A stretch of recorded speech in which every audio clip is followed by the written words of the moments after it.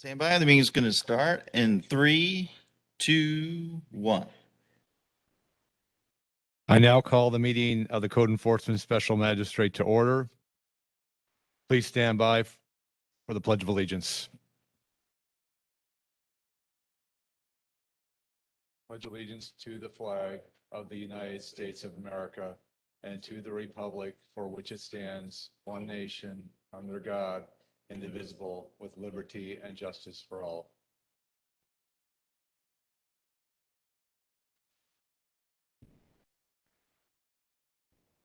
Welcome to the Hillsborough County Code Enforcement Special Magistrate hearing. Just a minute. Ms. Smith? Rabia? Yes, Mr. McDonald, Yes. we will need to swear you in, so I will be administering the oath of office. Would you Okay. please stand, raise your right hand, and repeat after me? I state your name, I- do solemnly swear I, Philip McDonald, do solemnly swear that I will support, protect, and defend that I will support, protect, and defend the Constitution and government of the United States and of Florida, the Constitution and government of the United States and Florida. and I am duly qualified to hold office And I am duly qualified to hold office under the Constitution of the state, under the Constitution of the state, and that I will well and faithfully and that I will well and faithfully perform the duties of the Code Enforcement Special Magistrate, perform the duties of the Code Enforcement Special Magistrate, which I am now about to enter. which I am now about to enter. Thank you. Okay, it's listing people. Clerk. Welcome to the Hillsborough County Code Enforcement Special Magistrate hearing. When addressing the special magistrate, please state your name, address, and speak clearly into the microphone. If you are planning to speak during this hearing, you must sign the speakers list located at the front door for the record. Presentations by the county, respondents, and opposition must be kept to a maximum of 10 minutes each. The special magistrate may recess at 12:30 p.m. and reconvene at 1:30 p.m. to conclude its business if that is required. The basic process for this hearing is as follows. Number one, your case will be announced. Ms. Rodriguez, Ms. Meyer will conduct the oath of witness. Then staff will present their evidence on your case. You will be allowed to rebut that evidence and explain what has occurred. I will then close the hearing and announce the decision. All decisions are based on the gravity of the violation, the actions taken by the violator, and the violator's history. I may ask questions and allow other witness testimony if that is necessary. If I issue an order for compliance, it is your responsibility to notify the code enforcement officer on or before the date ordered to demonstrate that the violation has been corrected. Depending on my order, the code enforcement staff may later have to conduct an inspection to see if you have complied. If the staff believes you have not complied, you will receive a notice in the mail. By law, you have 10 days to contest that notice. Otherwise, it will be considered correct and a lien may be filed against your property. If you have any questions, these rules are outlined by Hillsborough County Code of Ordinances and Laws, Chapter 14, Article 2, Section 14. Any person who decides to appeal a decision of the Code Enforcement Special Magistrate will need a recording of these proceedings. The record is comprised of the testimony and evidence upon which an appeal is based. It is your responsibility to ensure that a verbatim record of the proceedings is made. By law, you have 30 days from the date of the order to appeal the special magistrate's decision in circuit court. And before we begin, please silence all electronic devices.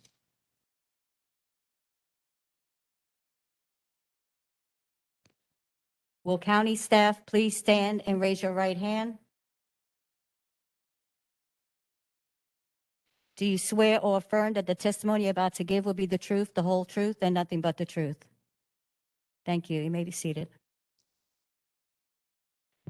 First case on your agenda is on page 3, item 4, Case number CE 200111195, Olga J. Equivo, and we have service. Please step forward.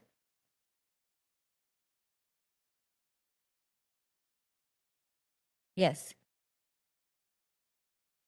Olga Escobar, 2710 Bellwood Drive, Well, Brandon. raise your right hand Oh, first. I'm sorry. Do you swear or affirm that the testimony you're about to give will be the truth, the whole truth, and nothing but the truth? Yes. And state your name and address, please. Olga Escobar, 2710 Bellwood Drive, Brandon, Florida, 33511.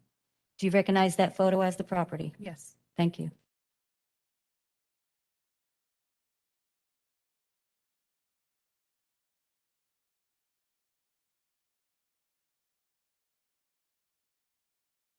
Hello, I'm Officer Watson with Hillsborough County Code Enforcement. Can you hear me? Okay. Yeah, so the initial inspection was 7/24/2020 by Terry Converse and Wilhelm.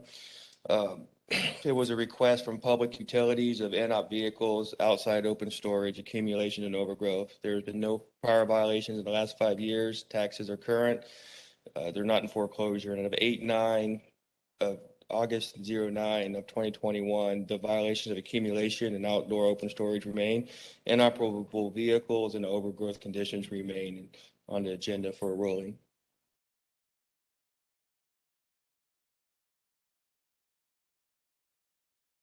So are all these 4 violations still on, or have they been complied with, any of them? 2 have been And complied. could you repeat just the ones that have been complied with, please? Yeah, the ones that have been complied are the inoperable vehicles and overgrowth conditions. Okay.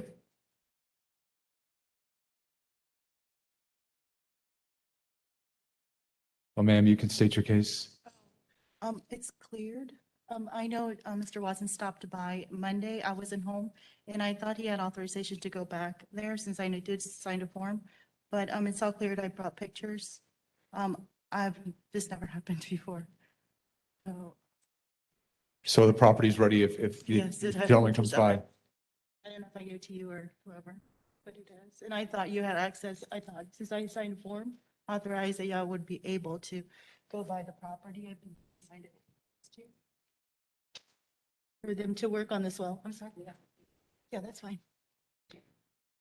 Okay, so if everything is complied with, he's just going to come by That's fine. and Yeah. take a look. Do you need authorization still? I mean. Yes, I need someone there, so we'll sign a consent. Okay, can I sign it here or We'll do in it. case? Okay, that's fine. Okay, I'm prepared to make a motion. And ma'am, this is a formality. If everything is cleared up, then this motion will go away. Oh, thank you. Okay.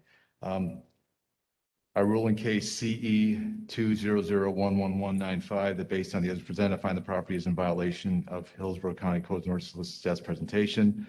Further, based on the grant of the violation actions taken by bottom by its history, I grant 7 days to come to compliance, and compliance not achieved by the date, a fine of $20 per day to be assessed. And again, that's strictly for the record. He comes out and everything is cleared up, his case goes away. Okay, thank you. Next case, please.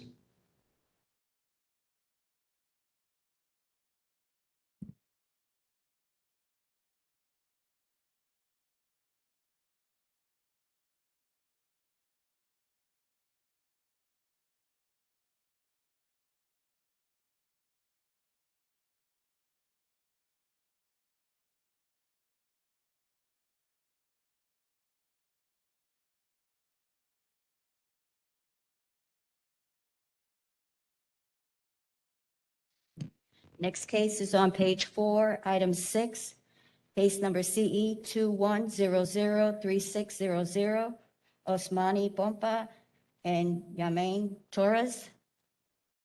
And we have service. Whoever came, please come forward.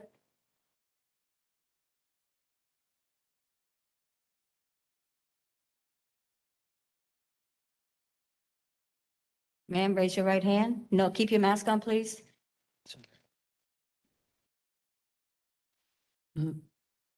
Raise your right hand. Do you swear or affirm that the testimony you're about to give will be the truth, the whole truth, and nothing but the truth? Yes, I do. Name and address, please. Sarah Proenza, 4885 First Street Northeast, St. Petersburg, Florida, 33703. What is your relationship to this case? I am the aunt of Jamie Torres. Thank you. And do you recognize that photo as as Yes, the I property? do. Thank you. Good morning, David Kanzler, Hillsborough County Code Enforcement. We're here today on the property of 7706 A.M. Ballard Road. The property use has changed and there was no change of use approval, site plan development.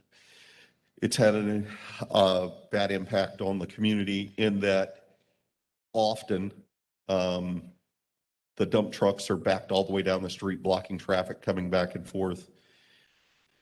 The property was zoned AI, agricultural intensive, but the use of the property had been a single family home.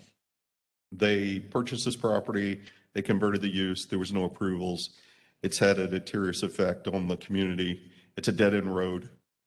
It's had a problem with the other businesses. It's businesses on that road only at this point, blocking traffic. Unfortunately, of course, when I went to take the pictures, there was no backup of traffic. And I spoke with the owner earlier this week, and they have retained somebody to do the zoning, but it is having a heavy impact. They've also purchased 3 additional parcels, one immediately to the right of that parcel and the 2 immediately behind the parcel. And they're expanding their business onto those also. I've informed them they'll be getting cited for those. They'll need to they'll need to go through the same review approval for that also. And that's been a recent addition, but that'll be a separate case.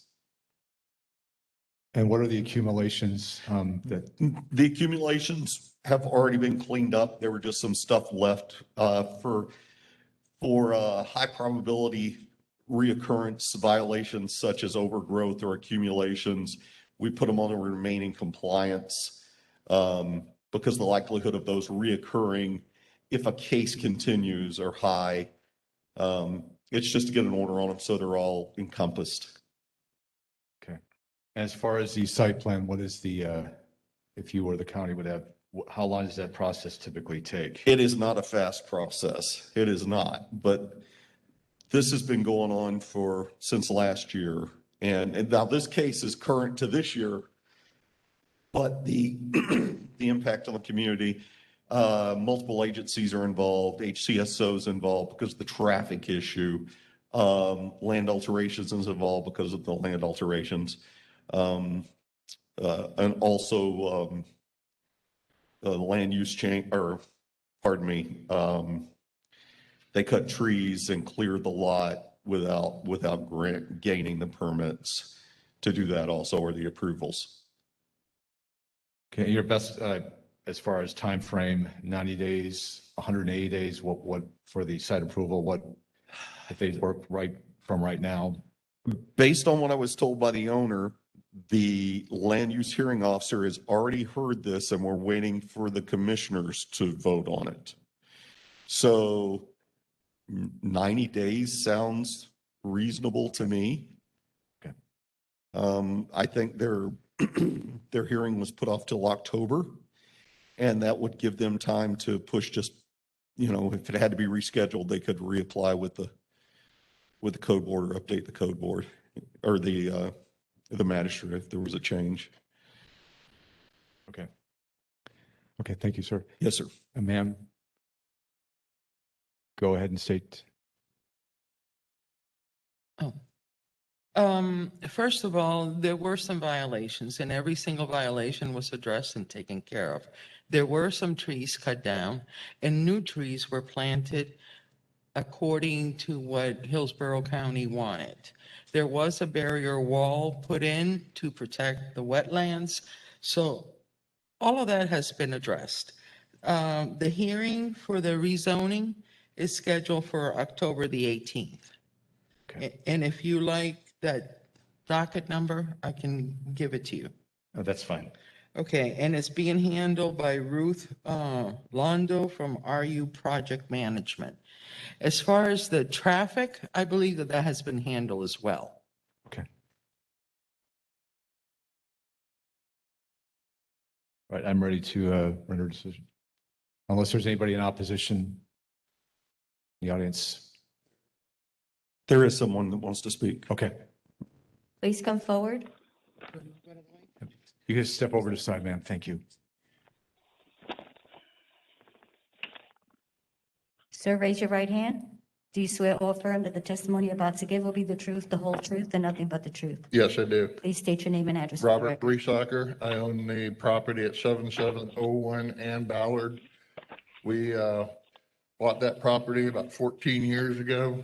Went through all the steps that the county required to make sure that we were in compliance with protecting the trees, the wetland, deep root fertilization, weighing boxes of hundreds of thousands of dollars to protect the trees. I run a garage door company out of our building. We have trucks coming and going, and traffic has not been addressed. They're running a full-blown operation. I got pictures as of this morning and this week with trucks still blocking the road. The problem is when our installation guys are coming back at the end of the day, they can't get off of Benjamin Road to clear the traffic, and we're afraid there's going to be an accident because the dump trucks are lined up. This week, I've got pictures of dump trucks lined up. It's becoming a trucking community all up and down Benjamin Road, Johns Road. The guys at the corner have complied with staying off the road, but it's become, there's almost been altercations where Hillsborough County Sheriff's Department has had to come out to keep things under control. Again, we did everything we were asked to do when we built, and that's, I have no problem with anyone running a business. Small businesses are good for the community, but when somebody comes in and just bulldozes things down and does what they want with no compliance, no concern for the nature of of what's going on in there in the community, the road is now destroyed. I have pictures I took when I left this morning to come to this, where they pull out with dump trucks. Now is a big crater. It gets worse every day. The fill has made the water now go across the road. That was a very nice road when we bought that property, and it no longer is. It's not good for the community. They're destroying the roads. You're not getting your millage rates for the trucks going up and down Benjamin and Ann Ballard, and it's just, they should not be given the permission to do what they're trying to do. It's not a place to run a quarry. Thank you. I do have a question for county. Sir. As far as the site plan development review, I understand the concerns of that gentleman business. That review would, if there were any issues with the trucks, that would be rectified in the site development plan, whether they would approve it. It should be. That's the purpose behind the site development plan. Okay. And you said that hearing is supposed to go October 18th, correct? Yes, sir. Okay. October.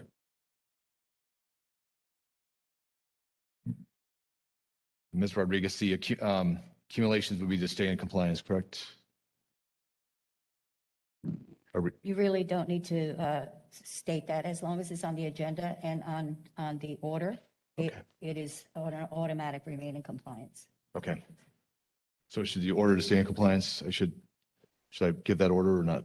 Okay. All right, then I'm ready to make a ruling. And this is based on the testimony.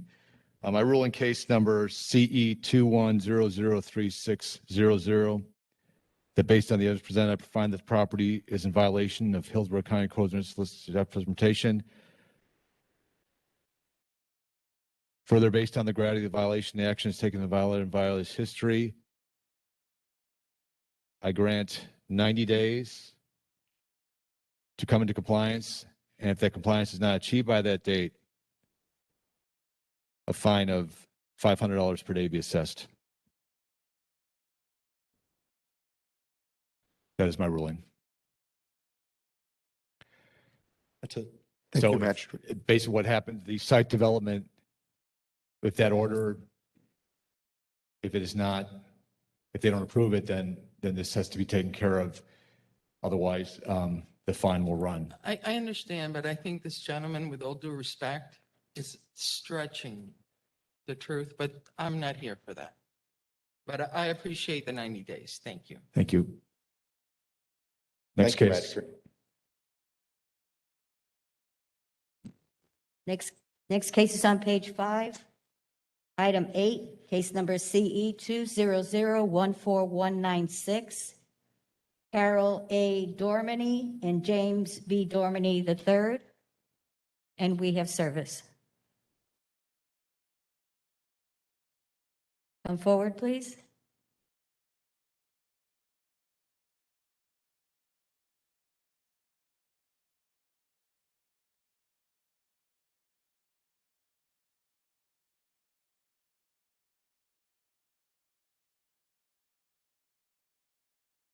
Ma'am, you could pull the mic down if you, please raise your right hand. Do you swear or affirm that the testimony you're about to give will be the truth, the whole truth, and nothing but the truth? Yes. Please state your name and address for the record. Carol Dormany, 12229 Kelly Lane, Tantasasa. And do you recognize that photo as the property? Uh-huh. Thank you.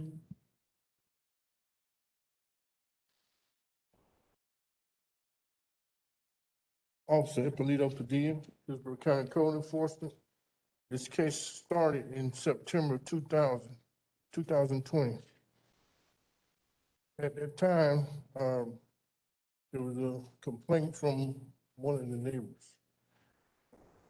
Upon investigating the complaint, it was mainly about a storage shed that they had on property that was destroyed by some tornado or something, which caused them to have to order the part, and they had some open outside storage stuff, whatever, but it never went away. So those violations are still there. I cited it for the overgrowth, open outside storage, that part, and which was a truck that's in the back there. As of today, I complied. The overgrowth, the shed itself was canceled because for my area, I cited it with the wrong violation, but it was canceled. But the other violations still remain as of the 11th. As you can see at the bottom of the screen, they still remain. Okay, now, sir, just for clarification, is the unoperative vehicles, the outside open storage, and the portable temp? Still there. Okay, thank you, sir. Ma'am? Go ahead. You can state your case and. Please turn on the mic. When it started, it was a tornado. And a lot of the places around me were starting to get fixed. Not me. My insurance company told me it would be 6 to 8 weeks before they could get I don't know what they're called, the ones that do the estimate. He finally came. Then we had the lockdown, so I couldn't get anything done. And then my son said he would do it. He started doing it, then he moved to Ocala. So then I started doing it again. I finally found a contractor that I thought was sort of good, because a lot of them, they would tell me ways to get more money, and I just didn't want to get into that. So I got a contractor, got with the insurance company, got all that done, and now it's at a standstill because I'm not hearing back from my insurance company. Okay, how long do you think it will take to get this? The contractor said it takes 3 months to get a permit. I don't know if it's exactly 3 months, more or less, I don't know. He said 3 months. But the last 3 weeks, I've been trying to get back with the agent, and it's just a voicemail. They don't call me back. So I don't know. They're in Georgia, so I don't know if they're sick, if they're on vacation, I don't know. But I leave a voicemail every day. And that's the insurance adjuster. Is that, am I correct in that, or is that a contractor that's going to do it? Who are you Yeah. leaving? Which one? His name is Chris Van Schulk, something like that. Is that the person that's going to take care of the, That's the one that's gonna do the garage and the, okay. Right. Thank you. Just state it. Officer, are there other residences on the street? Or is this a house in the middle of, are there other single-family homes next to it? Around it, yeah. Okay. it's rather a large parcel. Okay. And obviously, ma'am, the county is interested in compliance for the residents that are around. I know, I So- feel the same way. All right. I don't like looking at it either. Okay. Are there any other citizens in opposition to this case that would like to speak? Okay.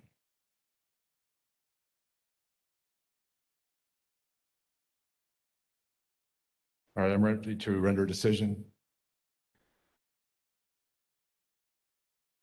I find in case one CE 200141196 that based on the evidence presented, I find that the property is in violation of Hillsborough County Ordinance staff's presentation.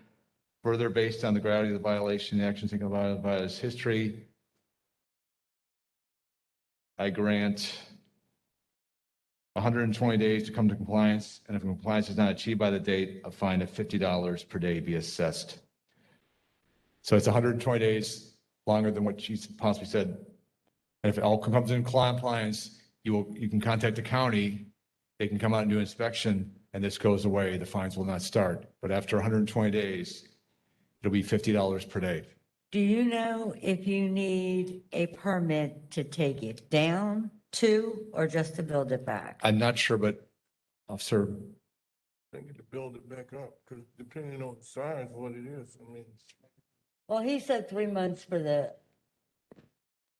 permit, but I didn't know if they could start like taking it down. I don't know. Well, I guess I'll call him, he'll know, yeah. maybe. The roof is half gone already, so I don't see. Well, the whole back's gone too, because a tornado went right through it. is there a resource we can give her to the county so she can contact, just so, because if she doesn't need a permit, that would probably change and expedite the timeline? You could probably try to contact Development Services. They may be able to assist you in what you would need to get that accomplished. Okay. Can we give her a name and a phone number just so she has it? I mean, a card just to, and then ma'am, you're going to take this officer's card, when we come up to that date, they're going to be coming back to inspect the property. So that's, with the time that if for some reason this is not done, you would need to contact. Okay. Okay. I can give her a phone number. Second. And I would suggest you start, I mean, I know there's a tropical storm, but when that's over next week, start this process, or contact them. So that way, if you don't have. you don't Well, need the to get a problem permit. I was waiting on was, the contractor, they only do email apparently, they don't fax anymore. Who knew? Development Services is 813-272-5600. You just need to ask them for permitting, and they'll direct you to the right person. Okay, Okay, thank you, ma'am. thank you. Thank you, officer. Next case, please.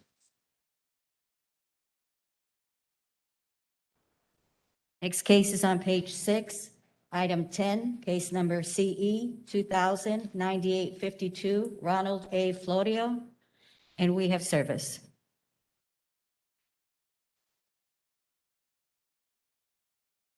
So raise your right hand. Do you swear or affirm that the testimony you're about to give will be the truth, the whole truth, and nothing but the truth? I do. Please state your name and address for the record. Ronald E. Florio, 618 Pine Forest Drive, Brandon, Florida, 33511. And do you recognize that photo as the property? I do, yes, ma'am. Thank you. Good morning. My name is Officer Parker with Hillsborough County Code Enforcement. This case was started June 29th of 2020. It was for inoperable vehicles, overgrowth, and a homestead violation. When I last visited the property, the inoperable vehicles remained and the overgrowth was present. There was also another case for inoperable vehicles on this property in 2018, so we're requesting a remain in compliance. Have the violations complied? No, the violations are still present. Okay, so it's an automatic remain in compliance. The red car in the backyard was taken care of 2 weeks ago. It just says, I didn't know it was talking about the other one. The other one is actually running. As far as yard goes, that's been taken care of. The vehicle has no license plate and there are flat tires, so it's still inoperable. Okay, I'll get it. I can get it out this week. Okay, what about the overgrowth, sir? It's taken care of. It's, give me, well, I was gonna say this weekend, but with the tropical storm, I can take care of it this week. Okay, I will do that. so if we give you 2 weeks, you get Yeah, everything. absolutely, absolutely. Okay. Is there anybody speaking in opposition? No, I'm ready to make a ruling then. A ruling case number CE 200098852, that based on the evidence presented, I find the property is in violation of Hillsborough County Court staff's presentation. Further, based on the gravity of the violation, the action is taken by this history, that I grant 14 days to come to compliance. If the compliance is not achieved by that date, a fine of $20 per day be assessed. Yes, sir. And so as soon as it's done, sir, please call this gentleman. Will give you his card to have the inspection. That way this goes away. Yes, sir. Thank you, officer. Thank you. Next case, please.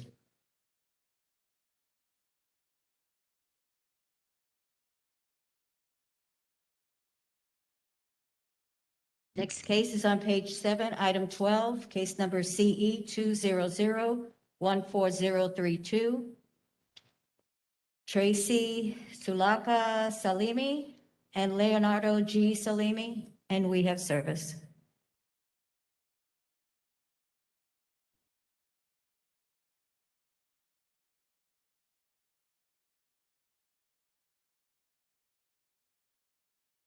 So raise your right hand. Do you swear or affirm that the testimony you're about to give will be the truth, the whole truth, and nothing but the truth? Yes, ma'am. Please state your name and address for the record. Leonardo Salami, 18617 San Rio Circle. Do you recognize that photo as the property? Yes, ma'am. Thank you. Officer, go ahead. Code Enforcement Officer Rick Garcia. This is case number CE 200-14032, 18617 San Diego Circle, Florida 33549, owned by Tracy Sioka Salami and the violator Leonardo G. Salami. Property is not in foreclosure. Property was first inspected on 9/15/2020. During that inspection, I identified violations of inoperable vehicles, roof sensor parts thereof, outside open storage, excessive recreational utility vehicles, improper use of zone, and accumulations. Over the course of my follow-up inspections, the following were not complied: roof center parts thereof, outside open storage, and accumulations. I have been occasionally in contact with the property owner, but not recently. I conducted my final inspection on 8/9/2021, and the violations remain. The reason I have not maintained constant contact with the violators is because as of a note attached to case CE 170136662, the owner requested he does not want code enforcement on his property. When I first responded to the property on 9/15/20 in regards to a complaint about some kind of commercial structure going up, an old recreational vehicle and boat, some sort of auto junkyard, I conducted some cursory research on previous cases and on Sunbiz. Sunbiz revealed that a business was active at this address known as Muscle Car Surgeons Incorporated, with Mr. Salami listed as the agent officer. There was also at that time an open code compliance case, 202-00531 for the garage under construction. I checked with the property appraiser and looked at aerial photos and observed what appeared to be a large amount of junk vehicles stored in the south end of the property with significant encroachment on the north end of a county-owned parcel, 033-159.0050.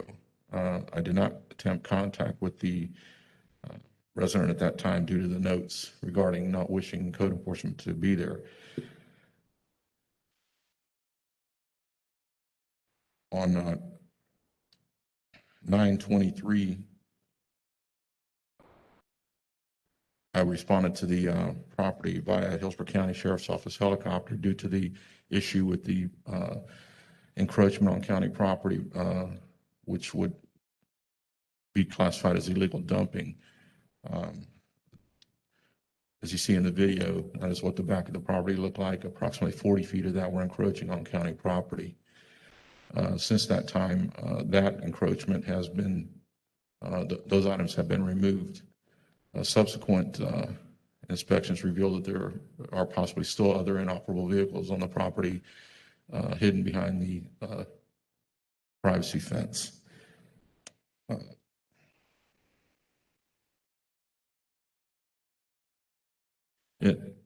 The property itself, the history goes back to 2005 regarding the construction of the garage and addition on the front of the property. Numerous extensions and refilings have been made. The last building permit was extended for 180 days on 10/13 of 2020. It would have expired on or about July of 2021. And that is why the roofs and parts thereof is still active as a violation. Okay, officer, just for clarification, which ones are no longer on? Because I'm showing 6 violations. Which ones are you saying that have been complied with and which ones have not?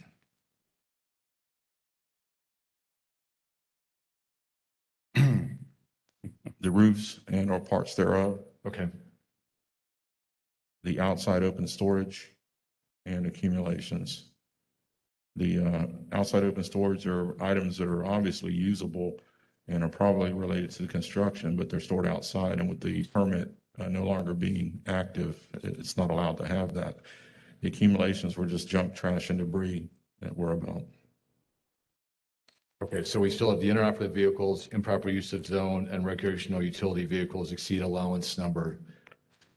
Those appear to have been complied with, but I can't confirm them because of the privacy fence and the previous reluctance of the property owner to allow code enforcement on the property. Neighbors adjacent to him do not wish to cooperate and allow consent. They have expressed fear of retaliation, and numerous other residents in that subdivision have also expressed dismay as to the goings on at this property. As you can see from the photographs and the video, it was the mess back there was pretty extensive. He has made efforts to clean it up and has done a fairly good job, but as I said, it's been ongoing for many years. Okay, thank you, officer. Sir, state your case. I have pictures, current pictures on my phone that I just took this morning. Doesn't look anything what he showed. As far as the permit is active and current, and we have documentation on that. It's just been taking long because of COVID, having people to come and do the work. And we had one guy, and he took our money and he didn't show up anymore. Also, as far as the roof, what he's talking about, we're Sir, waiting. can you please adjust your mask? Thank you, sir. Okay, we're waiting for some alterations on the blueprints because he didn't draw them correctly. We have partial truss, but we cannot get the other truss made until the blueprints are completed. And that's another person that's took our money, and it's been 6 months now, and we're still waiting. But as far as everything else, we've cleaned up.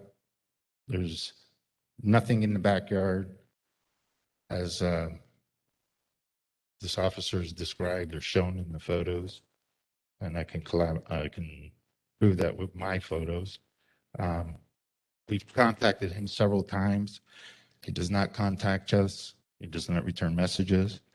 The only time he returned his message is when we finally contacted his supervisor complaining, and then he made a bigger situation out of it.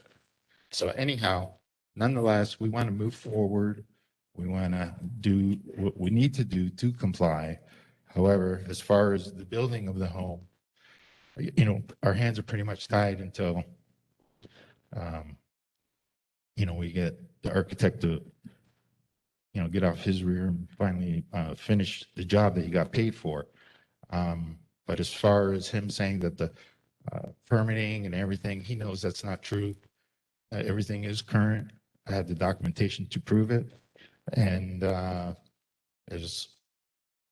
he's extending the situation, saying from 2005, this permit is from 2019. We started the work in 2020. So I think we're doing pretty good as an owner builder. So I just want to clarify that the only thing you're saying is the roofs and parts thereof. That's the only issue that's not in compliance. Everything else you are telling me now is in compliance. Is that correct, sir? Yes, we don't have any, as far as there's only a motor home on the property. All the other vehicles, the vehicle that he was describing, the white sedan, inoperable, that had current plates and insurance. And that's always been in compliance.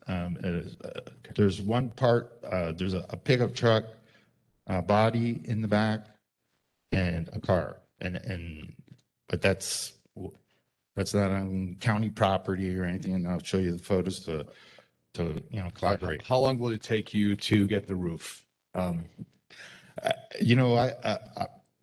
roof was supposed to be done in November of last year, and it's very difficult. We paid our architect $3,500 to do what he did, and we just can't afford it. I'm not working. I'm sick. I got medical issues myself, and so we're at his mercy. We don't have the option, so we're waiting on him. He said a couple of weeks he'd have it done, but we've heard that before 3 months ago. So we're waiting for that, and then we're going to continue moving on. So we have, as you can see, we're ready to pour the cells and the lintel.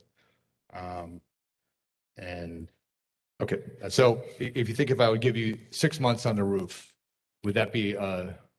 Absolutely. Okay. All right. But the other issue I just want to address, and the county is here to serve us. They're here to serve us. So they really have to get on your property to do it. So the way. We've not denied anybody ever had this. And I'm not stating that. I'm saying that what I'm gonna do is it's gonna be a two-part order. The one order is gonna give you 7 days for all the other ones aside from the roof, and it's defined for that. So during that time, he's gonna give you a card. You're gonna need to contact, and he needs to come out. If he takes a look and everything's up to satisfaction, that part of this motion goes away.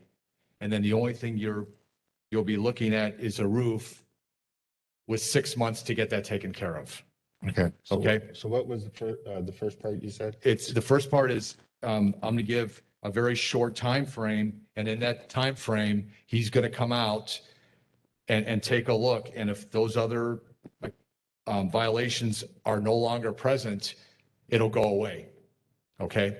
Okay. Could you recommend another officer be put on the, just because I think Sir. There's a Okay, yes, sir, there's another, and whatever officer will give you the, his card, but it's critical. Absolutely. That, first of all, I'm taking you at your word that this is done, but I'm going to give a short time frame, and then the fine's going to start, and the fine doesn't stop. So Absolutely. you need to get him, he needs to look at it, all the Ts have to be crossed, and this needs to be done, within that 7 days, or the fine's going to start to run. Yes, sir. Okay, sir? All right, I'm prepared to make a motion.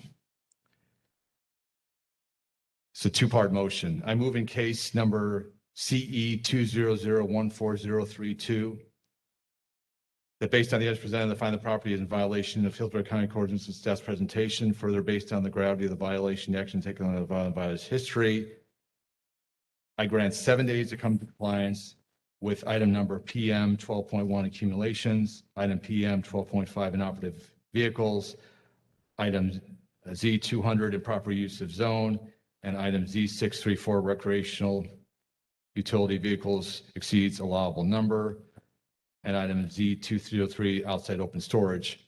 Those items come to compliance when compliance not achieved by that date, a fine of $500 per day be assessed. Those are for the ones that you already said are completed.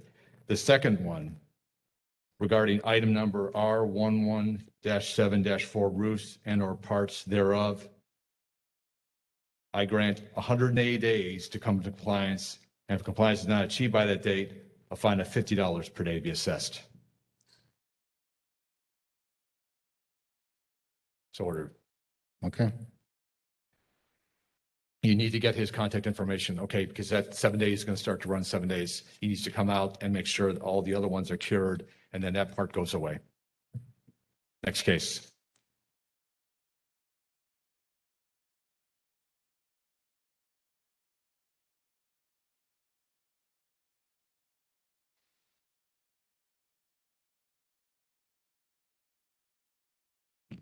Next case is on page 7, item 13. Case number CE 21005740. Patrick Belson and Alexandra Belson, and we have service.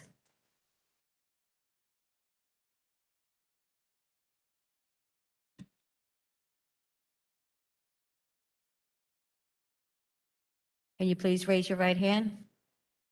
Do you swear or affirm that the testimony you're about to give will be the truth, the whole truth, and nothing but the truth? Yes, ma'am. Each of you, please state your name and address for the record. Patrick Belson, 5132 Puritan Road, Tampa, Florida, 33617. Ma'am, My name is Marie come Gonzalez. speak in the mic, please. Marie Gonzalez, 11206 Larkwood Way, Tampa, Florida, 33625. And what is your relationship to this case? I have power of attorney for Patrick Belson.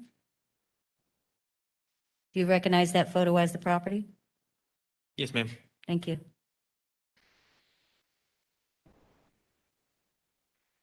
I'm Officer Padilla, Hillsborough County Code Enforcement.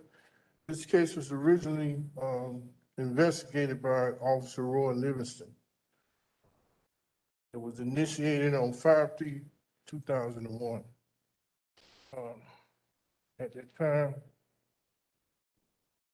it was occupied, which up until recently, it's still occupied by the owner, and it's under foreclosure. Property is being condemned also. The last visit he made was on 8/10. He cited the property for the following violations: accumulations, open outside storage, pool sanitation, pool barrier, inoperable vehicles. Those violations are still there as of today. There were people living on the property as well. I verified that myself. I came in contact with this gentleman on another occasion. I helped put that structure there, which is very dangerous because we didn't even know there was a pool there. Other than that, that's why we're here today, because none of that stuff has been complied or.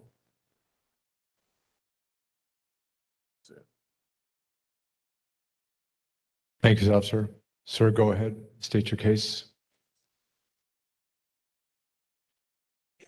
I had a house fire, so I left everything about a few months ago.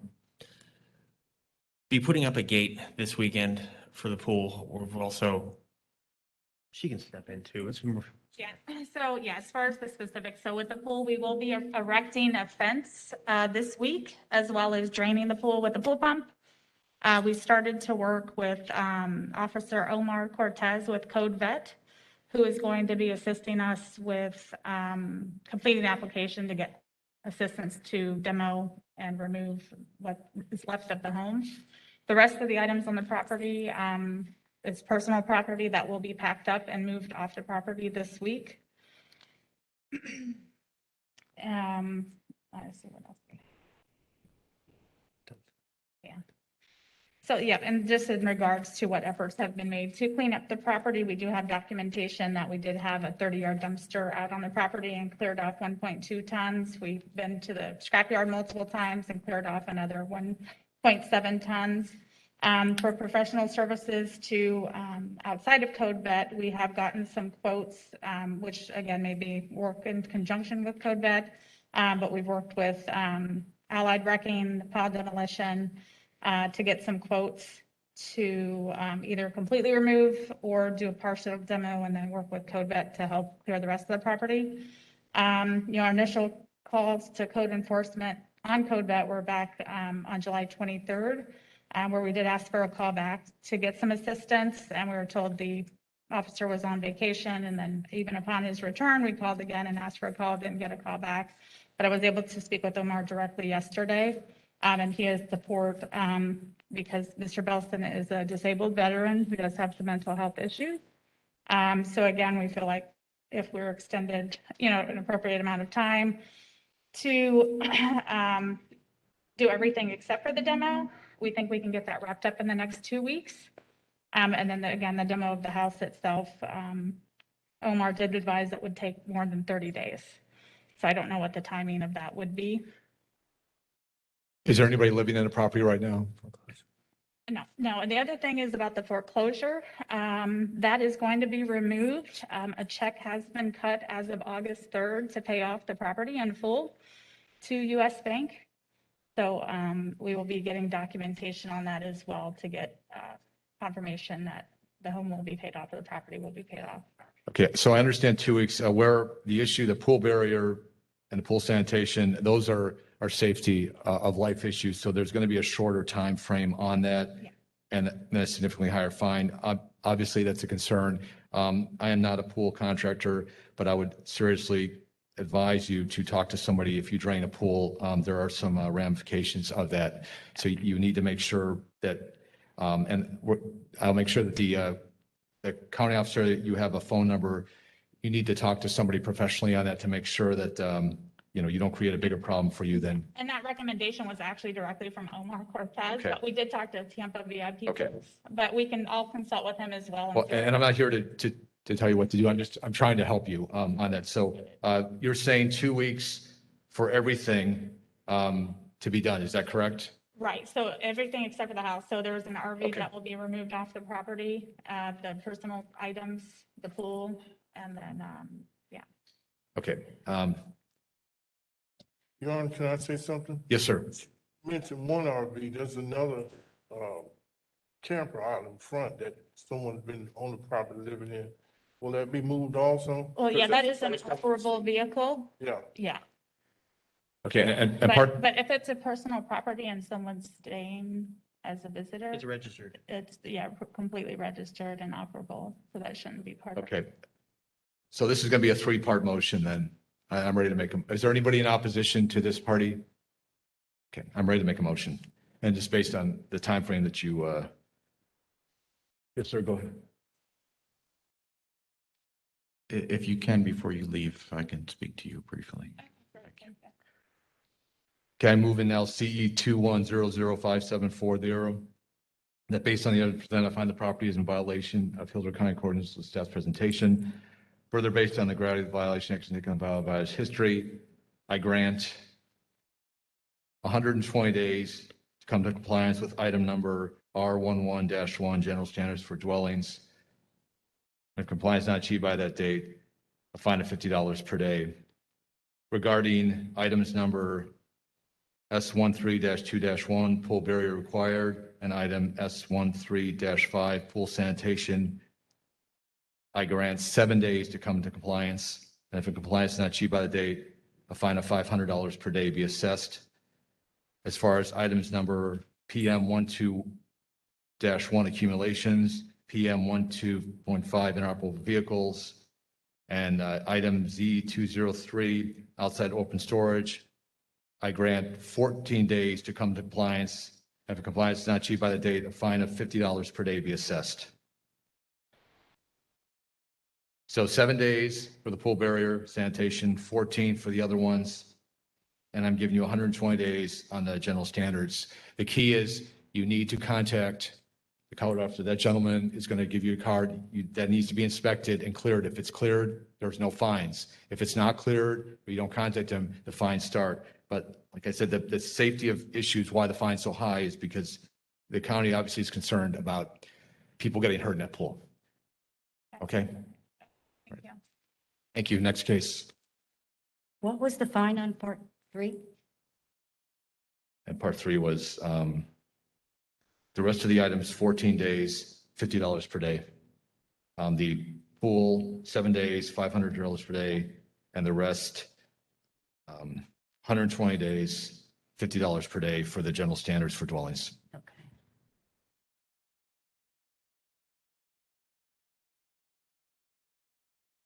Next case is on page 9, item 16, case number CE 21008342, MOJ Realty Incorporated, and we have service.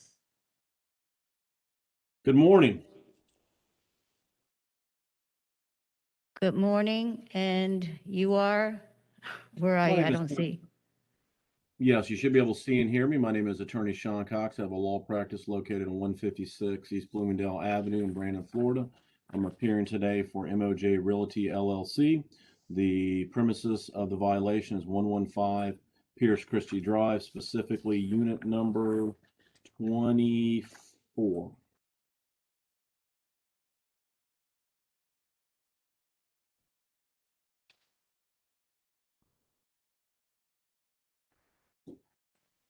I just need for you to recognize the picture.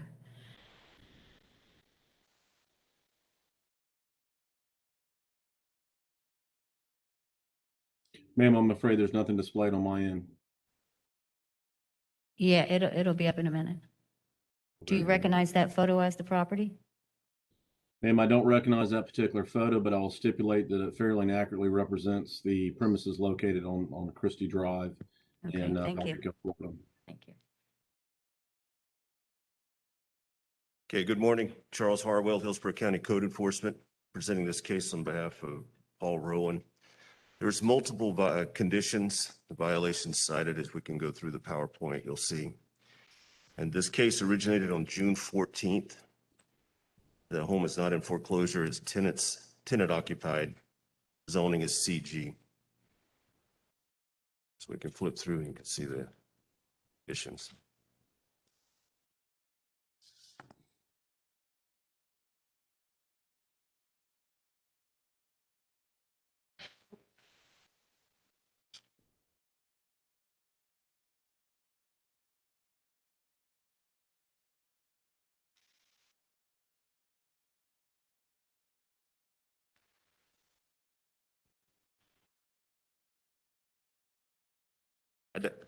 The officer was not able to they were not able to prove that the heating worked. It's a violation.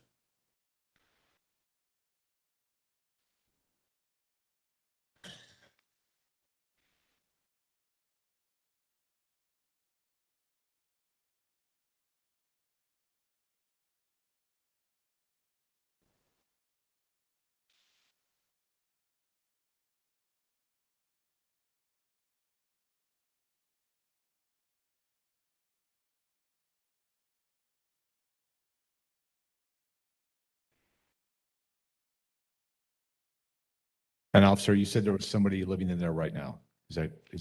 That is my understanding. Okay. That that's how he gained access, the officer. Is it one person? Is it a family? What? That I would have to look at his notes.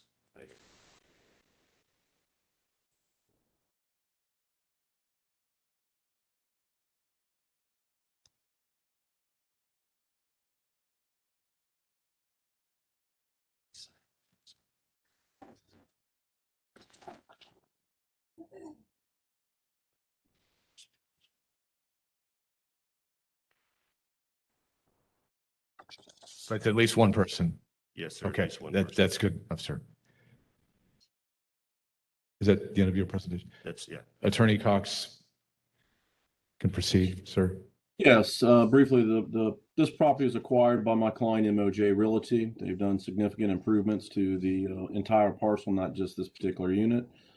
As to this personal unit, I've not walked through post repairs, but my client has engaged the following general contractor, Marvin Contracting LLC. They're located here in Riverview, Florida. It's my understanding we've called Mr. Rowan at 813-743-8419 three times this week, excuse me. I'll have voicemails each time. Have not personally inspected the property, but my client has indicated to me that all life, health, safety concerns has specifically addressed. I would ask for a re-inspection of it. If any additional work needs to be done, we're happy to comply. I want to stress that the health and welfare of the tenants of the MOJ are the primary and most important responsibility that we can have. And again, for the edification of the board, it's my understanding that all of the life healthy issues relative to this unit have in fact been addressed. We simply need an inspection to confirm that all the life, health, and safety issues have in fact been adequately addressed. So I'd ask for consideration to have a re-inspection. And again, if we need to remedy the property further, we are happy to comply and do that. I would ask for either 60 or 90 days, depending on the scope and degree, if any specific remediation or repairs are indicated or required. Thank you for your time and your consideration today. Okay, attorney, just wanted to clarify, you wanted 7 days. You said that the life safety, all the life safety issues are ready for inspection, correct? And then That's what my client's indicated to me. That's correct. Okay, and then the non-safety issues, you're asking for 60 days. Is that correct, sir? That's correct. I will stipulate that this is a rougher property, and I can assure you that we are moving forward with repairs just as swiftly as possible, constrained by getting labor, getting a contractor, getting laborers. I don't want to belate or stress the point, but it is functionally difficult to get work done in East Hillsborough County right now. And we've used more than reasonable efforts. We've used all efforts possible to get competent contractors and laborers to the property. So we're doing our very best to comply. Again, we commit to the health and safety of our tenants. And it's my understanding that the big issues, if you will, the fire alarm, the rail, those in fact have been addressed, sir. Okay, and is there, sir, to your knowledge, is there somebody living there in this? There is. In fact, there's been a tenant living there since my client purchased the property. And the gentleman's name is, I think it's Jose Espinoza. Okay. But there is a tenant occupying there. I don't know if the gentleman has children or not. It's my understanding that it's a single occupied structure. Ironically, and this is not a defense, and I'm not trying to raise it as a defense, but the tenants never lodged any complaints relative to the park. This was done by a third party who demanded to do the remediation work, or they would report to code enforcement. So again, that certainly does not justify any life and health safety standards being violated, but it's a very unusual situation to have a third party coerce your client to report something in exchange for doing the work. Again, we will address all life and health and safety issues, but the tenant themselves that I'm aware of not complained or had a problem with the arrangements. In fact, they've been there timely and paid timely. Okay, and just so that I'm clear, is there anybody to speak in opposition for this case? I'm seeing hands. To make sure that I do this correctly, that everyone has just for interpretation, what are the life safety items? Can you run those down? Because I'm gonna do a two-part motion. Yes, sir. Well, you need a means of escape. Obviously, there's no smoke detectors in there. They're nuisance conditions. Well, let me see. So the safety issues would be the stairs. Obviously, you've got 4 risers. You've got to have handrails. The ventilation, light, and let's see. So it would be the means of escape for the rooms. All these windows are blocked. Okay. thing I could see. All right, so I'm looking at means of escape, windows and exterior doors, Handrails, the handrails, safety. the smoke detectors, and the electrical wiring. Yeah, there's a black organic growth on the ceilings, which indicates a leak on the roof, but Okay. Attorney Cox, do you understand those conditions? I do, and I'm happy to report that the smoke detectors have been installed, new handrails on the four-step riser. It's my understanding that the means of escape and 2 new windows have been installed at the subject property. But again, we're happy to have that Okay. inspected as soon as possible. Okay, sir, I'm ready to make a motion. I rule in case number CE 21008342 that based on the evidence presented, I find the property in violation of Hillsborough County codes or ordinance listed in staff's presentation. Further, based on the gravity of the violation actions taken on the violation history, 2-part motion, I grant 7 days to come to compliance with item number R11-10-1 smoke detector, item R11-11-2 handrails, item R11-5-5 electrical wiring, item R11-7-9 windows and exterior doors, and item R11-9-2 means of escape. 7 days to come to compliance. Compliance not achieved by date of fine of $500 per day be assessed. With the remaining items, I grant 60 days to come to compliance. And if compliance is not achieved by that date, a fine of $100 per day be assessed. So the first one, Attorney, 7 days for the life safety, the ones that I mentioned. Have the property inspected before that. That fine goes away. Then you have 60 days to come to compliance with the rest of the items. Otherwise, it's $100 per day. And that the code enforcement officer, I'm sure you had that phone number. You can establish a time to visit the property within 7 days. Very good. Thanks for your help. All right, next case, please.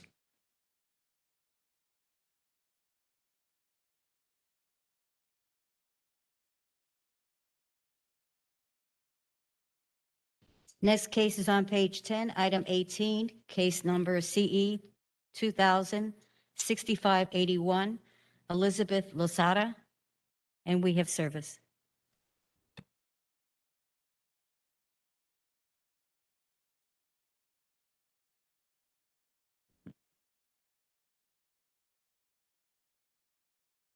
She's going to be able to get that. Can you put it on the table?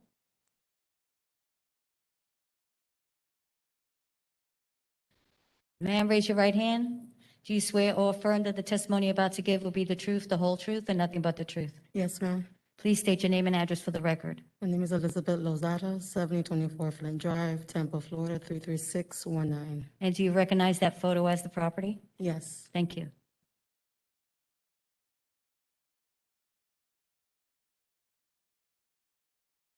Officer, go ahead. Good morning.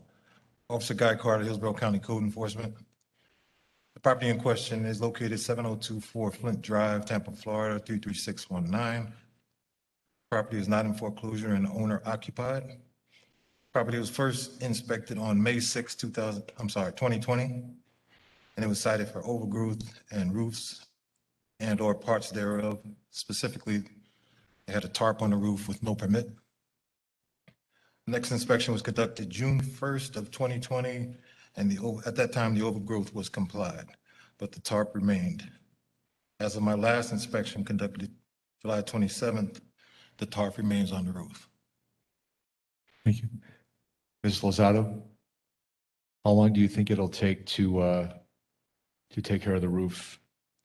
I'm not quite sure. I was trying to reach out at one point to see if there was any resources to help out because of the issue is the finances of fixing that area of the roof. Is there currently water going under the tarp into the house, or are you aware of that? Not at the moment. Okay. Not Your at, Honor, may I speak? Yes, sir. On my initial, after my initial inspection, I did speak with Ms. Lozado, tried to connect her with our code enforcement agent who handles hardship. We filled out the paperwork together. I don't know what happened after that point. So she was given the opportunity to fill out hardship papers to assist with the completion of the roof. So like I said, I don't know what happened after that point. Ma'am, can you comment on that? Yeah, it was filled out and everything. Another officer reached out as well, and I told them the same situation, what was going on. And they were gonna try to reach out because they were trying to help other areas or other people with other things and to see more or less if they were able to assist or help. But I never got information back on that part of the resource. Is there a way to connect her with that resource? Yes, Officer Omar Cortez is now handling that. I can reach out, but when I last spoke with him, he said he's been trying to reach out with negative results. So I can do it again and see if he can try to connect with Ms. Lozano. And ma'am, if they gave a card with the phone number, you could also, if you both try to follow up, you should be able to establish contact. Yes, sir. Okay. We're coming up on storms, and I know roofing can be challenging. What is the county looking? It's going to take a while to get this done. Tarps on there, so there's really no life safety issues at the present. Are there any neighbors? Any other complaints that neighbors have complained? Not to my knowledge, sir. That's not my direct area right now, so. Okay. Okay.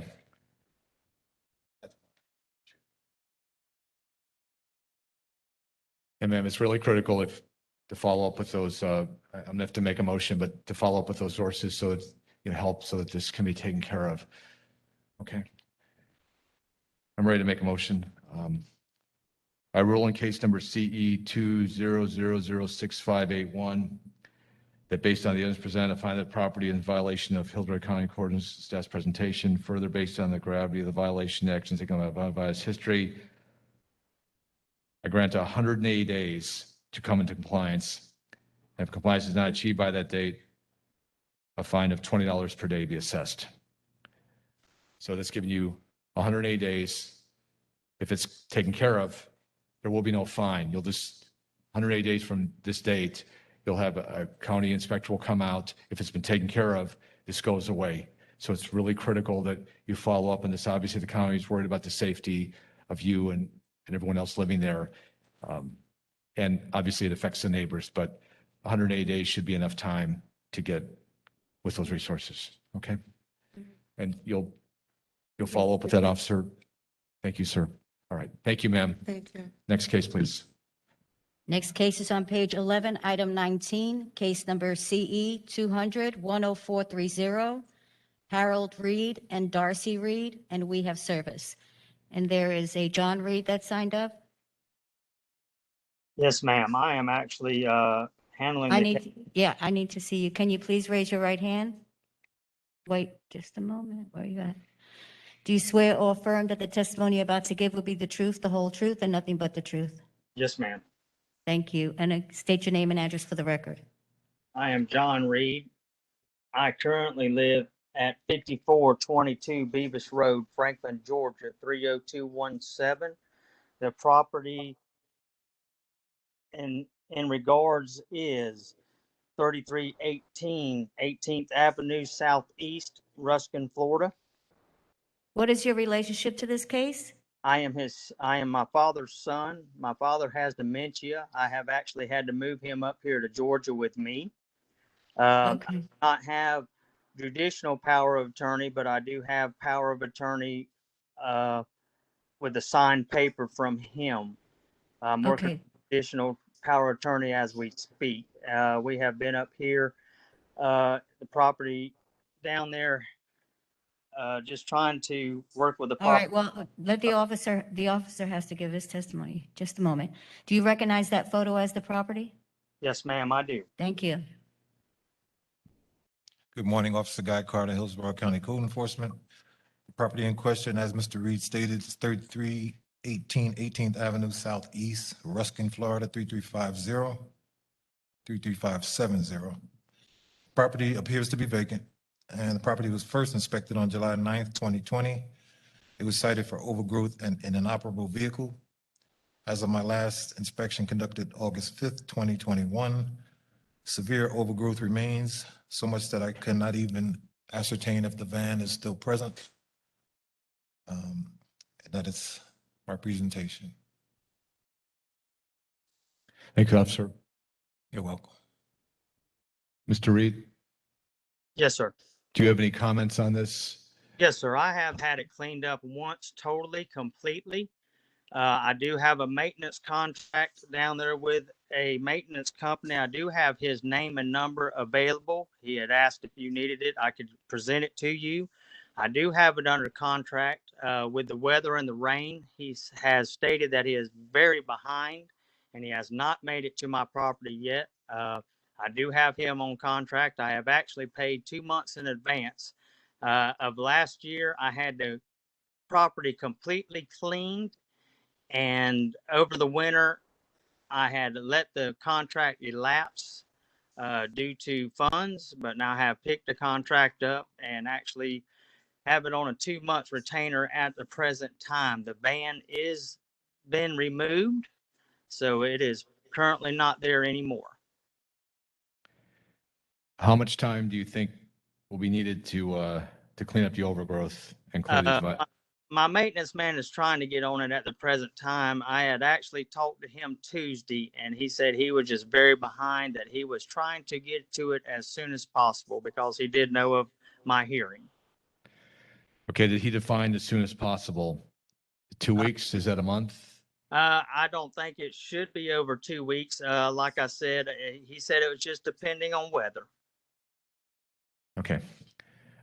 Officer, I do have a couple questions for you. Sure. So you said there's nobody there and that nobody can get access to that because it looks like the windows are open. I would hate to have somebody. Have we gone to reinspect it or? All those pictures were taken from the right of way, sir. Okay. Once again, it is severely overgrowth. It's not, definitely a safety issue for me to even try to get any closer than that. I do want to say that he said that the van has been moved, but it does appear, if you look back at the photos, that there's either a boat or something else that's still present. Okay. So you can that would be considered inoperable as well. Okay, Mr. Reed, do you understand that, what the officer's comments?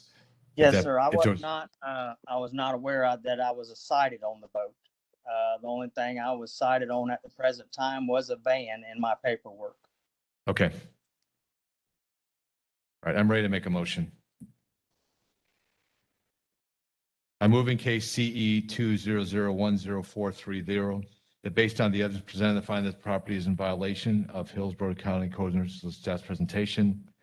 Further, based on the gravity of the violation, the actions taken by the advised history, I grant 30 days to come to compliance.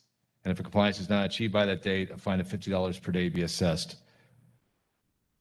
30 days. Within that 30 days, you'll need to call and have the inspector come out and make sure this has been rectified, these violations are completed, and then this case goes away. If he comes out or you don't call and the violations are there, the fine begins to run, and it's $50 per day. Yes, sir. Thank you. Now, as far as in compliance of the boat, I did not know that was under compliance. I will do my best to get it removed. That boat has been back there for years. The problem is I have no way to get down there in an amount of time with my job description and how I work. I will get somebody to work on that, though, the best I can. I'm going to be honest with you. I do not know if I can have that removed within 30 days. I have tried to have somebody look at it and remove it. They do not want it. Actually, the property itself is in, I am trying to actually get my dad's ex-wife's name off the property. I have a lawyer on that at the present time. I have the property sold as soon as it's done, and the new owners said that the boat they would handle when they bought the property. But here again, okay, I do not.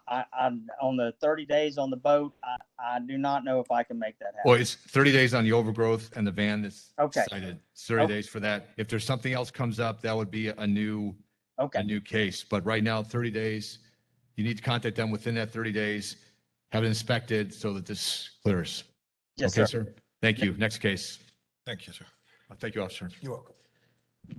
Next case is on page 11, item 20, case number CE 200-14126, Jorge Pasado, and we have service. Is someone here virtually? Yes. Oh, Yeah, yes, put it. yes. Please raise your Hello? right hand. Do you swear or affirm that the testimony you're about to give will be the truth, the whole truth, and nothing but the truth? Yes, I do. Please state your name and address for the record. My name is Jorge Posada, and my address is 8320 Wood Lake Place, Tampa, Florida, 33615. Ma'am, are you going to be speaking? Please state your name. Yes, I'm actually helping him translate. Marlene Okay. Salavarrieta. Excuse me, say that again. Marlene Salavarrieta. And your address? 16003 Grass Lake Drive, Tampa, 33618. Okay, give me just a moment.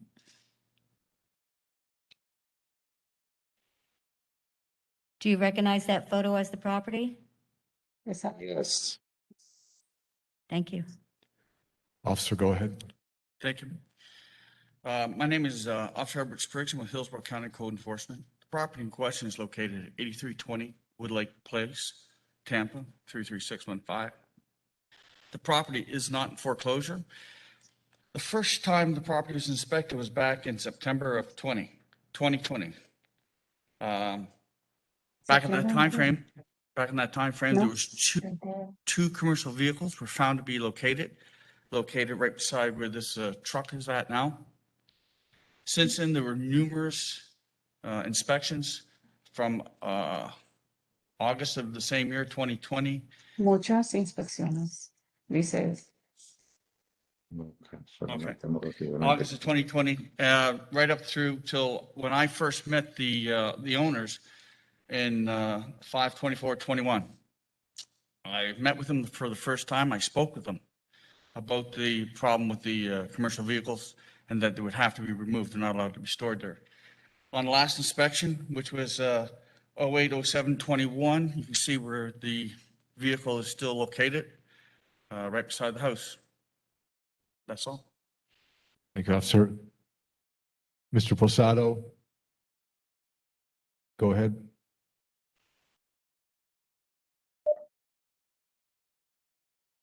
En 2020, él fue a la propiedad varias veces y vio los vehículos ahí. Él hizo inspecciones desde el año pasado, que fue apenas hasta mayo del 2021 que él los pudo ver a ustedes y les habló sobre los vehículos. Y que él volvió después de mayo a hacer otra inspección. I'm sorry, what was the second inspection date that you said? August what? No, The second time they were there? I have After May. October 20th, 2020, or 2020, excuse me. No, This year. this year. Last year. You spoke with them in May 2021. You said you went back to re-inspect. What was the second time, the second date? Okay, I really can't hear you, ma'am. I thought you said the first time the house was inspected, we found vehicles there was September 10th of last year, 2020. There was numerous inspections from 2020, from September of last year to the present. I spoke to them the first time on 5/24/21 of this year. That was the first time I spoke to them at their La doorstep. primera vez que él habló con Them ustedes. and their little El dog. 24 de mayo. The second time I spoke to them was when I served them the notice to come to court. La segunda vez que él habló con, ¿qué día fue? The last time I was there was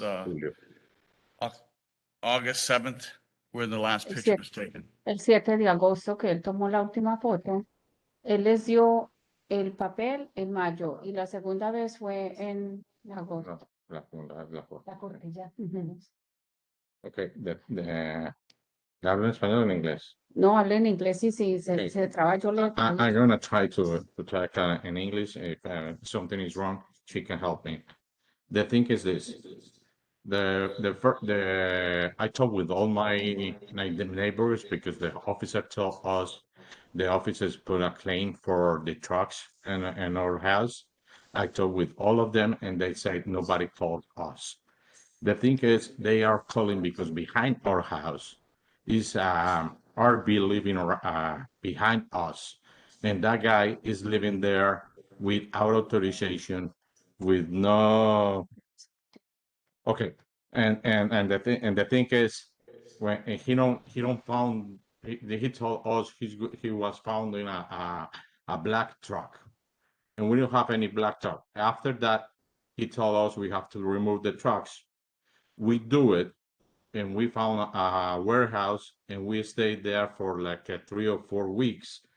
But one of those storms come, the owner of the place, they tell we can stay there, and we have to turn back again. And we found one place to put, and we put one truck in the place, and we was looking for a second one. And that time the officer comes and saw the truck right there.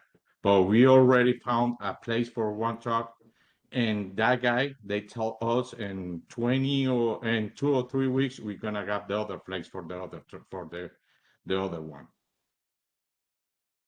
Okay. Okay, so right now, is there a truck on the property, a commercial No. vehicle parked? No, And he found a place to park both vehicles in a commercial truck lot. Okay, The reason the officer saw the one truck at the house was because they had already removed them in May when he said to remove them. But the warehouse where they were storing the trucks, because of the storm, got damaged. So they had to bring the trucks back to the house until they found another location. They found a commercial location, but they only had room for one truck. And the guy said, give him a few weeks and he may have room for the other truck. And that's where both trucks are parked at right now. There are no commercial vehicles at the property right now. okay, so if the inspector would come out to the property right now, there would be no commercial vehicles on the property, is that correct? No hay, No, comercial. it's I have my truck right there. Yeah. What? It's the guy on the park truck. We have one place right there, and he told me he's gonna give it to him 2 or 3 weeks to give me another place in the park. And we have one in the park lot, and we have one in the house right now. Oh. He told me in 2 weeks, and it's only past one, he gonna give me the other place for the truck. In 2 weeks, my truck is gonna be out of there. Okay, it's 2 weeks, okay, fine. I'm ready to make a motion. I move in case number CE 200141126, that based on the evidence presented, find the property is in violation of Hillsborough County Code staff's presentation, further based on the gravity of the violation, the actions taken by the violator and violator's history, I grant 14 days to come into compliance. And if a compliance is not achieved by that date, a fine of $100 per day be assessed. That's my order. Next case. Thank you. Thank you. Thanks.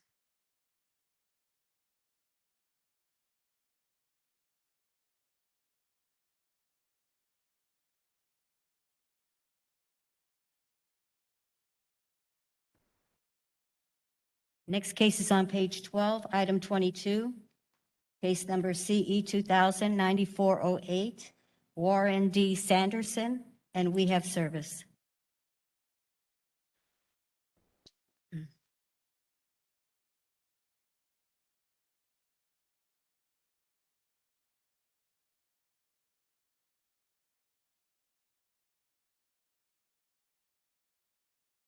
Yes, ma'am.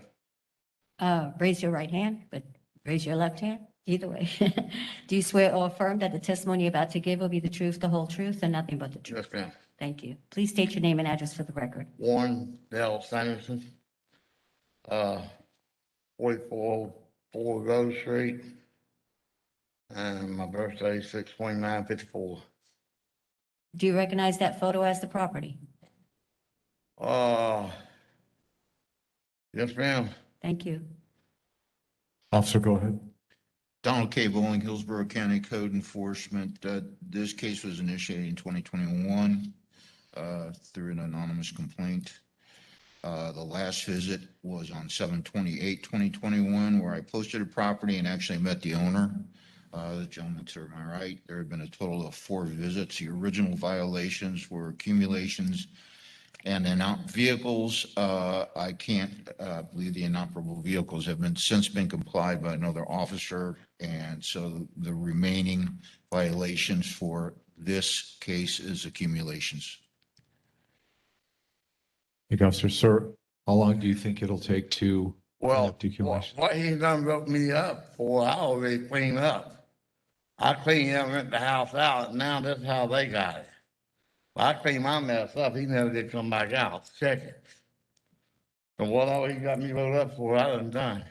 Okay, so are you telling me that the property is cleaned up now? Is that correct? No, I got renters in there, and that's what they done to it.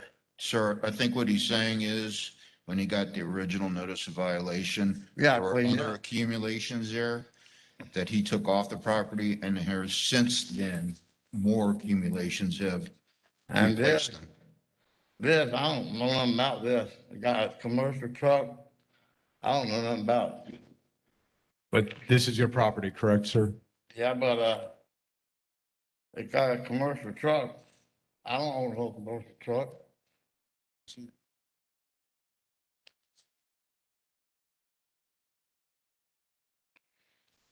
This is a different case. This is 3041 Williams But Road. I still own a truck. Okay, this is he has several properties in this area that. Okay.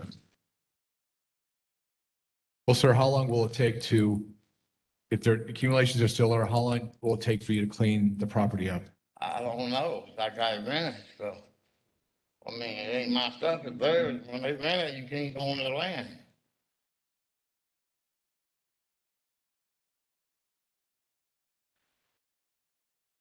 I mean, I done talked to them and they act like they ain't gotta do nothing about it. I mean, about the cars with no tag on, and I thought they need to go with them. He act like there ain't nothing they can do about it as long as the wheels is, I don't know.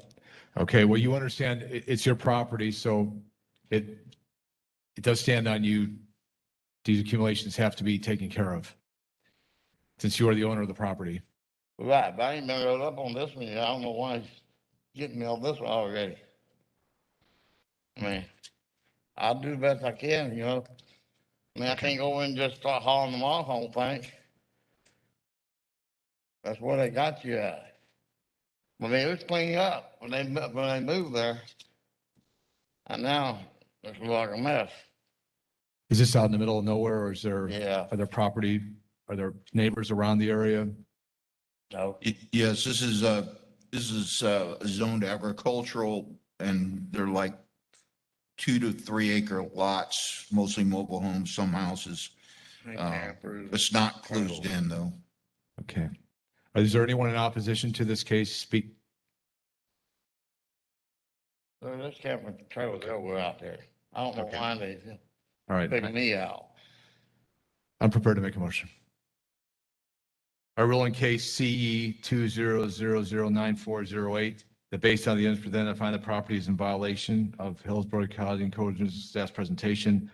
Further, based on the gravity of the violation actions and advised history, I grant 30 days to come to compliance. And if compliance is not achieved by that date, I find a $50 per day be assessed. 30 days. 30 days to do it. If it's cleaned up within 30 days, you'll call the county, they'll inspect it. This will go away. If they come within 30 days and it hasn't gone away, the fines will start. No one doesn't go away. I had it cleaned. Oh, that's my order. Next case, please.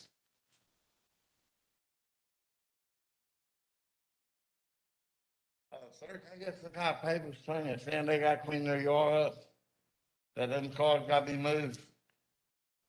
But they ain't gonna just listen to me. The car, this case, the inoperable vehicles were complied by someone else. Those vehicles that are in that yard that are inoperable are a violation, and that you would be subject to a second notice of violation for those if you don't clean them up. Right. But it wouldn't be pursuant to this order. It'd be another case. Hard to get rid of them, don't belong to you. Next case is on page 12, item 23, case number CE 200-171, Tommy G. Simpson, and we have service, and someone is appearing virtually. For me,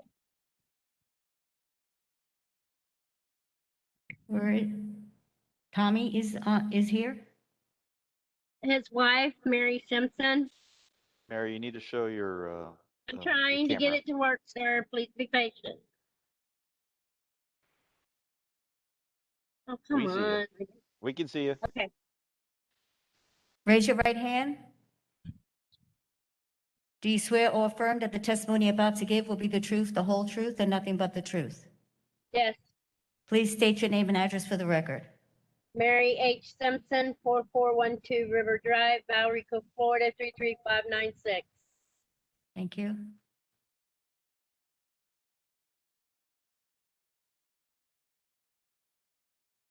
Do you recognize that photo as the property? Hold on, I'm trying to get, yes, I recognize that's the front Thank gate. you.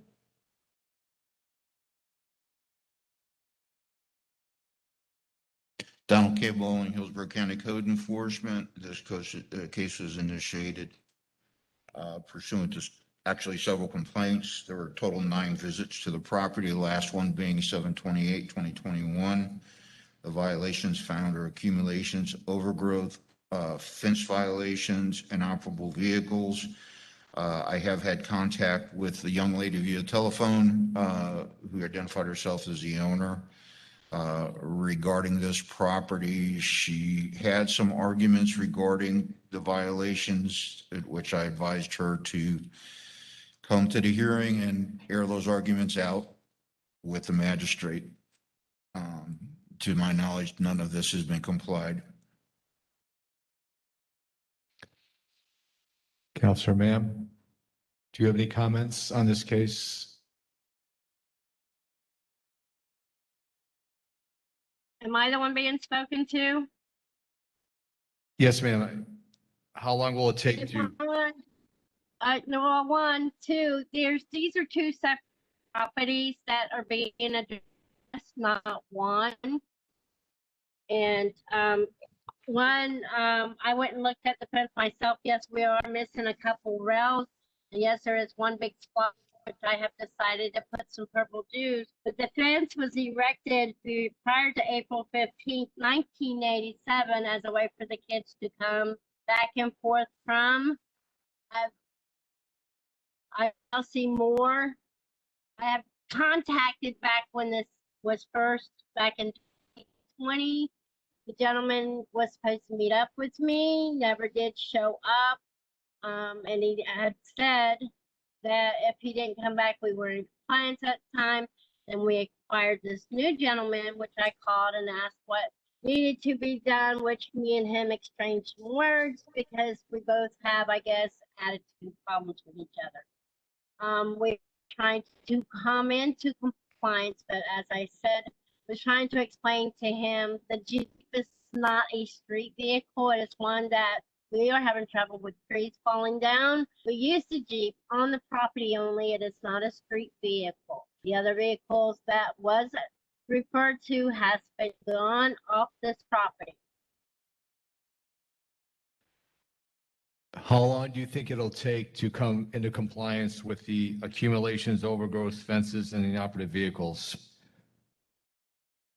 How many days? Well, like, again, I don't see how the Jeep is an inoperable vehicle. We use it to transport limbs and stuff on our 3 acres. It does not go out on the road. The ditch has been started to be cleaned up and trimmed down. Okay, well, with the other items, how long do you think it'll take for you to clear these items up? Well, 4414 is going to take quite a bit, but 4412 we've almost got completed. But 4412 is the one that's being referred to in this citation. Okay, County, I need some help on which one is she saying that it's going to take more time? They're not the same. The one that the Jeep is on, that he took pictures of. That is considered 4414. We're not here to hear anything on 4414. We are here for 4412. Correct, ma'am. Correct, ma'am. That is what I am trying to point out to this officer. These are 2 separate properties. Okay, but we have 4 violations on 4412. On 4412, the case before us, accumulations, overgrowth, fences, and inoperative vehicles. How long, ma'am, will it take for you to clear up these 4 items on this subject property? 4412 is pretty much complete. We probably need another 30 days due to, I just got out of the hospital with COVID variant 19, and we are under where we're not allowed to leave the property. Everyone is sick here, and we're working to the best of our ability with this COVID.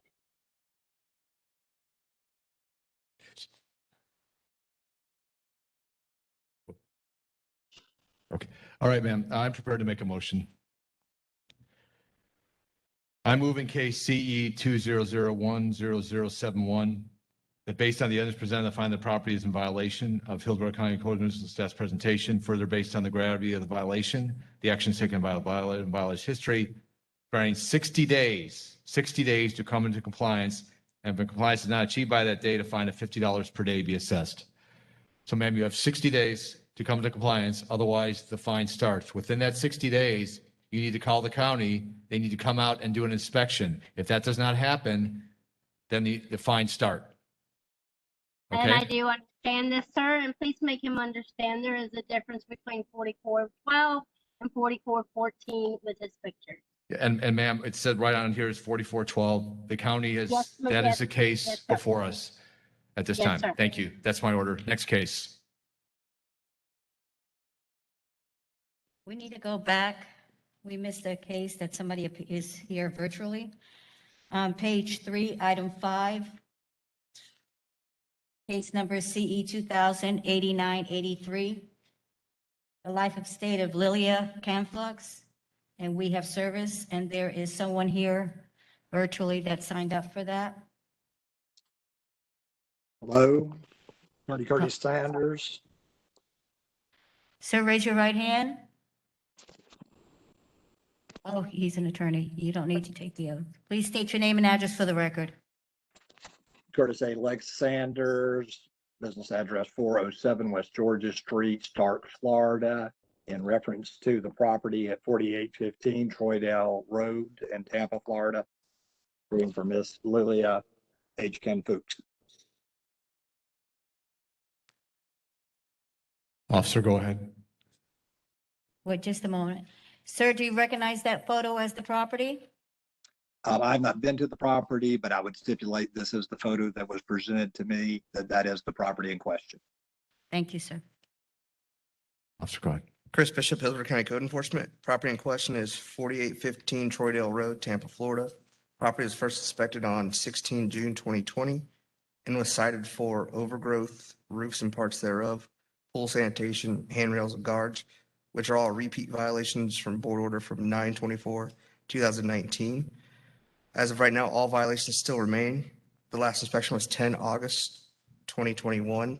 And there has been recent contact with the lawyer and some of the family members that are trying to get this resolved. Is there anybody currently living in this property or is it vacant? There is someone living in the property, yes. And there is access. I saw there was a gate, but There You is can't supposed to be. get back to the pool. She has the gates locked, which is good, but the pool itself is, they pump it out every now and again, but that right there's dark water. Okay, thank you. Attorney Sanders, go ahead. How much time do you think your client will need to correct the issues on this property? I anticipate we can get this resolved within about 30 days. The issue has been with the occupant, who is Miss Nadine Canfuchs, the daughter of the 93-year-old Miss Lilia Canfuchs. And she has been reticent to allow people on the property, inspectors and or otherwise. Everything has been trying to go through her brother, who has the power of attorney for his mother, which is Joseph Canfuchs, but he resides in Spain. We are looking at trying to get a power of attorney from Miss Canfuchs to me that I can override Miss Nadine keeping people off of the property. The property has been cleaned up multiple times. The pool has been pumped down multiple times. Last time being on the 25th of June by J&J Elite Servicing. They were supposed to go back at the end of July, but could not do so because of the rain.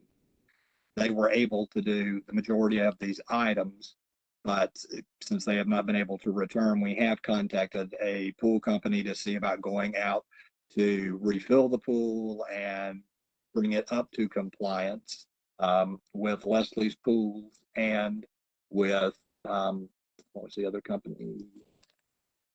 Pinch a penny, to see which parties could get there first to do so.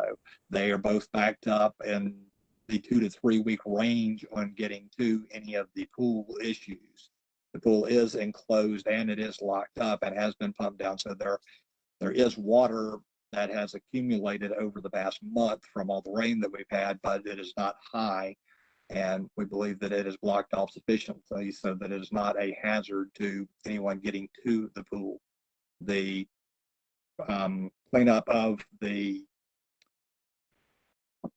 yards and things of that nature. We are starting with a new party in Tampa who went by and started actually yesterday, but had an issue with Miss Canfuchs that's residing there, following a trespass for the police to come out and essentially scared him off of the property.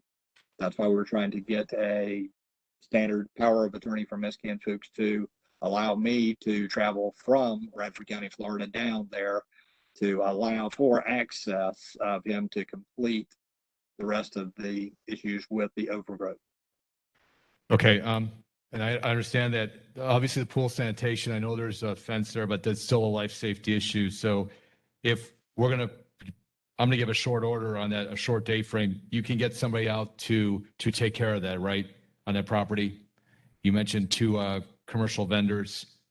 Is that correct, sir? Yes, sir.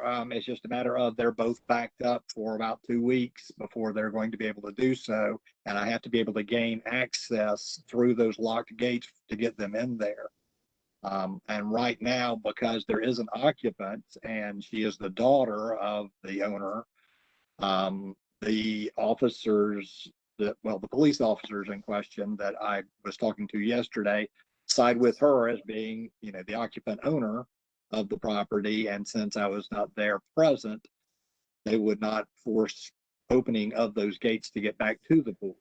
So I can, as soon as I can get a power of attorney from Ms. Canfuchs to be able to basically veto what her daughter is saying and possibly cut the locks to be able to get back there. Okay, do you think 14 days then on the pool? Yes, sir, I believe to get so. powered? All right. Officer, you think the pool with those gates locked, because obviously I'm worried about somebody getting in there, that fence is high enough that there's... Yes, sir. 14 days could be the back side of the property is a lake. Okay. The gates there, we can't even get back there. Okay. All right. So 14 days for the pool. And Attorney Sanders, I missed for the rest of the items, what is a time frame that you need, you think the owner to come into compliance after that 2 weeks?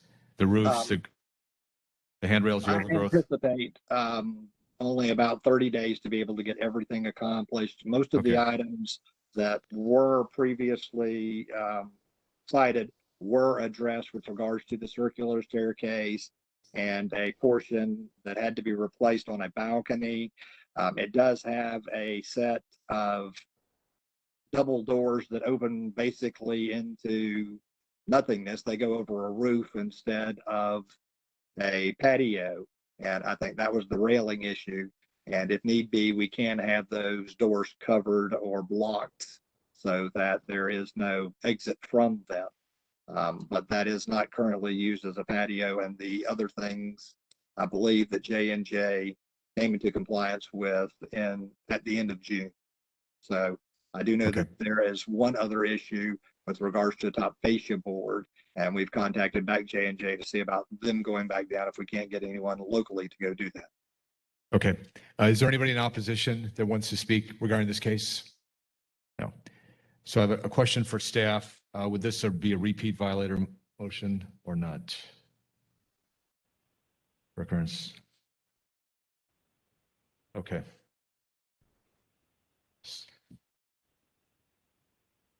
Sonia. Just want to make sure I do this.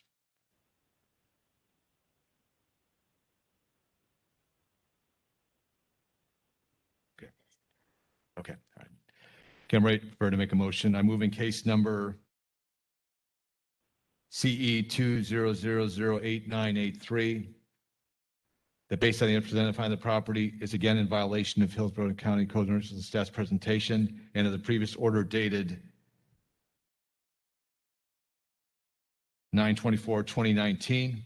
This constitutes a repeat violation as defined in the Florida statutes. Further, I grant for item number S13-5, pool sanitation, 14 days to come to compliance. Compliance not achieved by date of fine of $500 per day. Regarding the rest of the other items, I'm granting 45 days to come to compliance.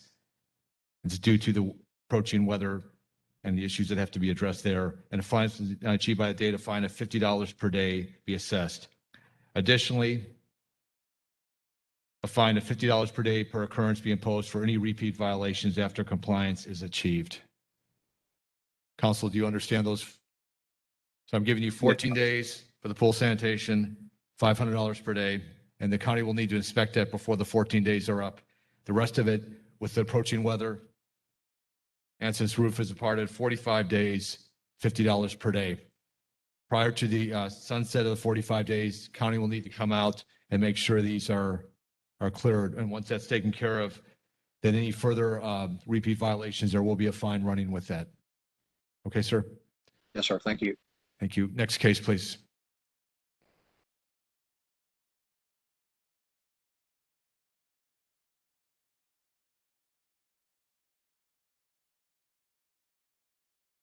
Page 13, item 24, case number CE 210000221, Noriega Properties Incorporated, and we have service. And I believe we have someone here virtually.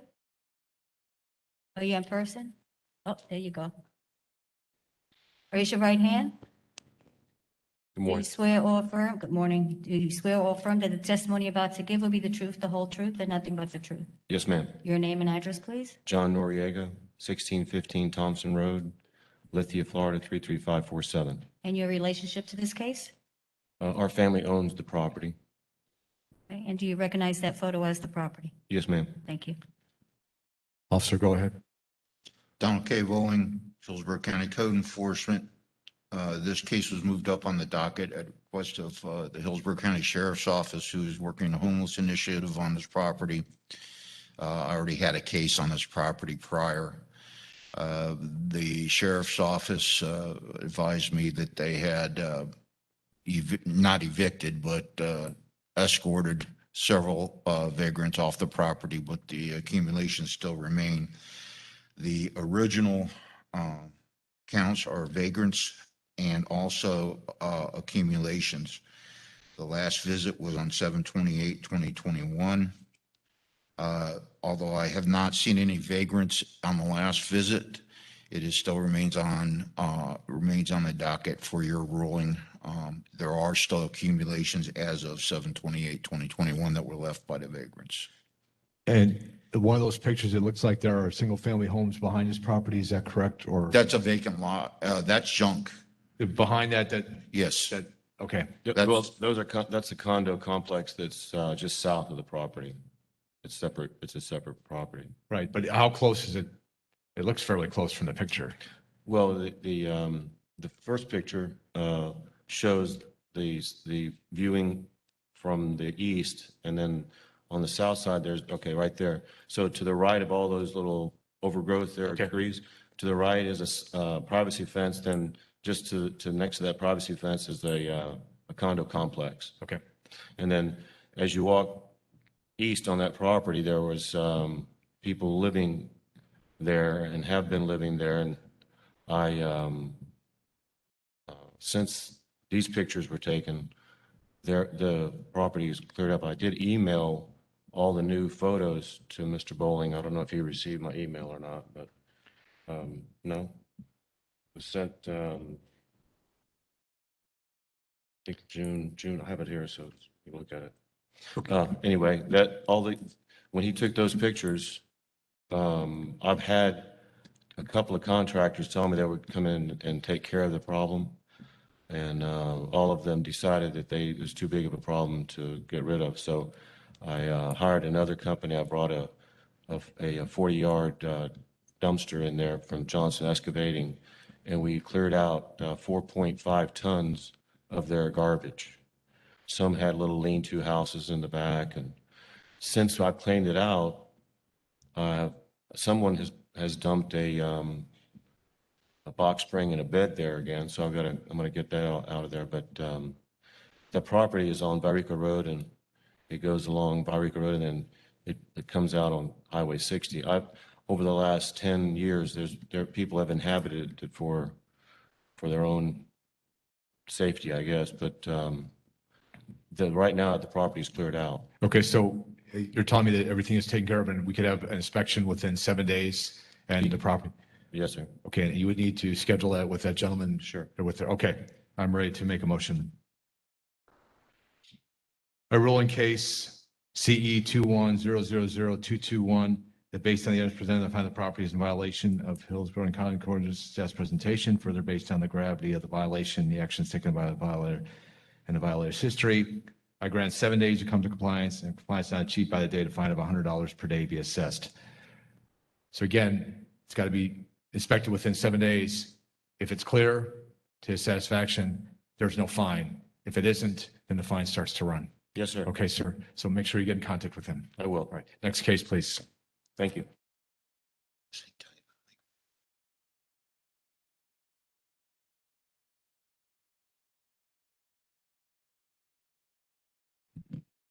Next case is on page 16, item 28, case number CE 200-11541, Sylvia Villegas and Arturo Villegas, and we have service.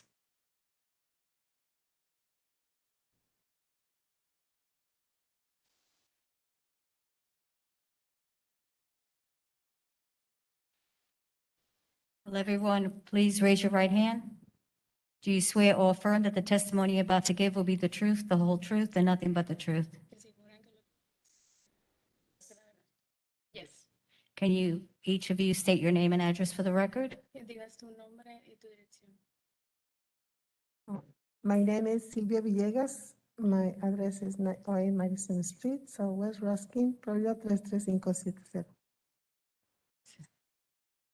Arturo Villegas, Madison Street, Southwest Ruskin, Florida 33570.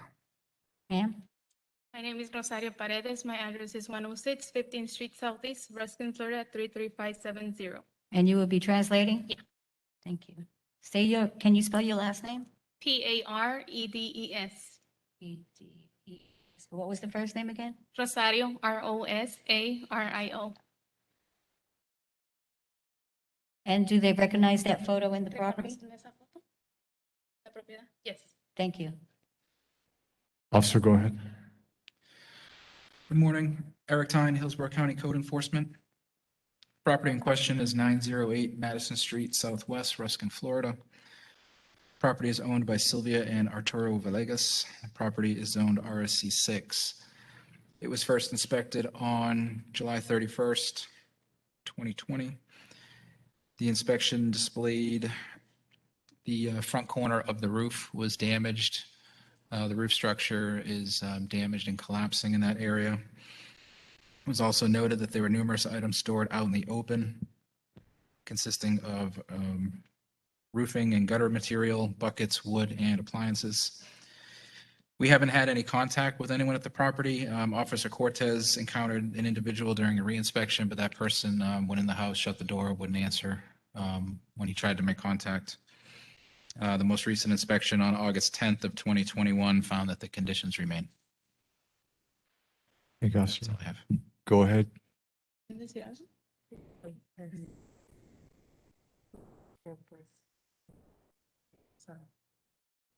They don't live in that property anymore, so they're trying to get hands-on cleaning. So they just need like time. Okay, how much time? ¿Cuánto tiempo necesitan? Lo más que se pueda. Pues cuánto tiempo nos dan para poder hacer eso. They're not sure how long it would take. They want to know how much time you will give them, as much as possible. I'm more concerned about the outside open storage that the properties nearby, the roofs could be a certain amount of time. Dice que está más preocupada por las cosas que están afuera. Y ya parte de eso ya lo están sacando. Is there anybody living in the property right now? I'm sorry. Is the property vacant? Que si alguien está viviendo en la casa. Sí, ahí está mi hermano. Yes, somebody's living there. Somebody's living there. Okay, officer, how bad is the roof? As you can see in the, I think it's the next picture right there, you can see that the front corner of the house, the roof is, it looks like it's rotted and starting to collapse. Okay.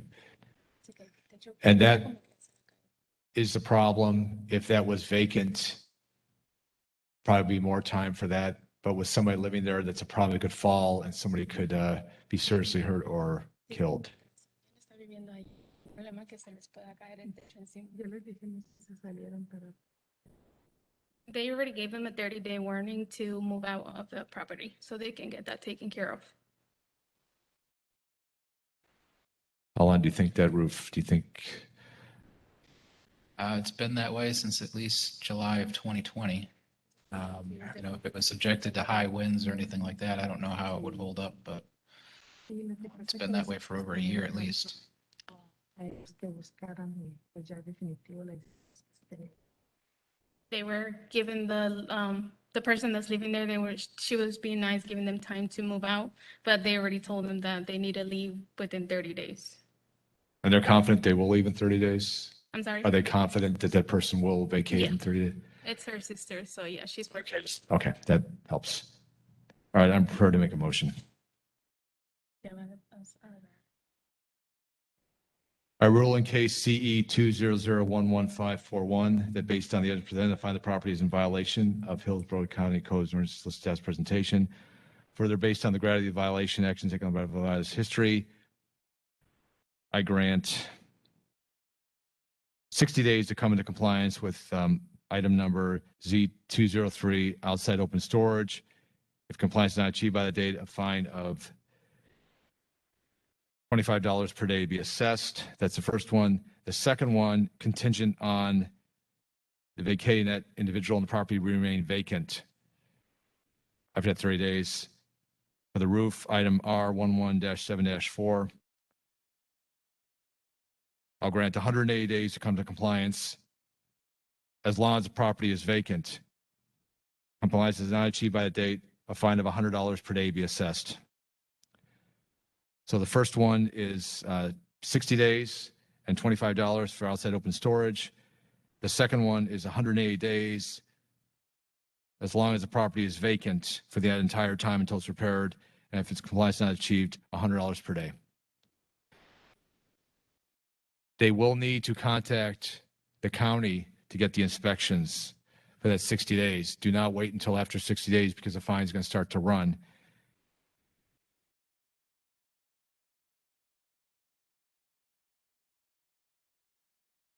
And the other one is 180 days, but it must be vacant. 180 days come up and it isn't vacant and it hasn't been done. It's $100 per day.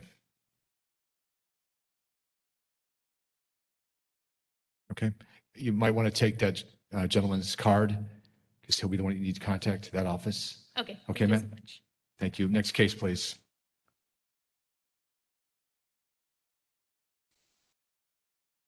Next case is on page 16, item 29. Case number CE 200-13588, Shell Point Shelter LLC, and we have service.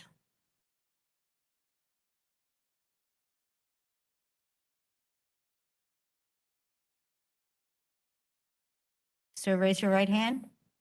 Do you swear or affirm that the testimony you're about to give will be the truth, the whole truth, and nothing but the truth? Yes. Please state your name and address for the record. Fred Edmister. My business address is 1718 East 7th Avenue here in Ybor. And what is your relationship to this case? A relative. Do you recognize that photo as the property? Yes, I do. Thank you. Officer, go ahead with your testimony. Eric Tyne, Hillsborough County Code Enforcement. Property in question, 501 East Shell Point Road, Ruskin, Florida. Property is owned by Shell Point Shelter LLC. Was first inspected on September 4th of 2020.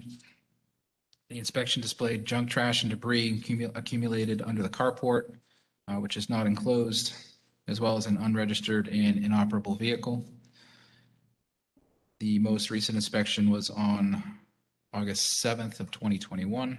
Found that the accumulations remain. I did make contact with the tenant at that time, who told me he was working on getting the carport area cleaned up. The inoperable vehicle has been removed, but I would just request that be included with any order that is issued. That's all I have. Thank you. And sir, do you have permission to speak for them? Correct?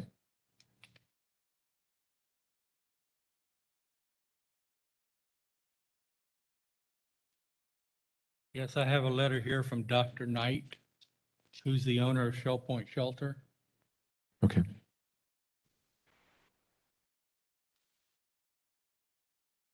Did they say how long it would take for them to clean up the property? 90 days. They've had the car removed. There's been a problem with the lawn and the grass.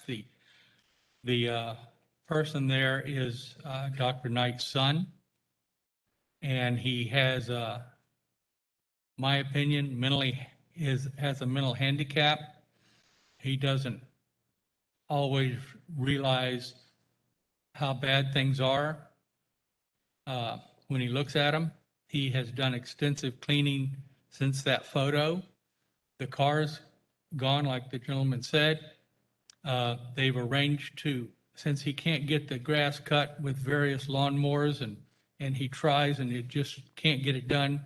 They've hired a lawn service that has been cutting the lawn every week and paid for. And the person living there is in the process of getting rid of everything. He doesn't have anything. His father, Dr. Knight, has bought this house for him to live in. If he could take care of it, he's having a very difficult time with that. He collects things.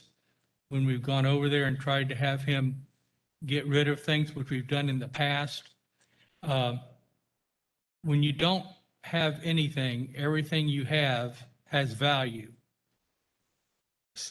It's difficult for him to, when he sits down to get rid of things, to sort through, and he has to look at every little thing before he gets rid of it.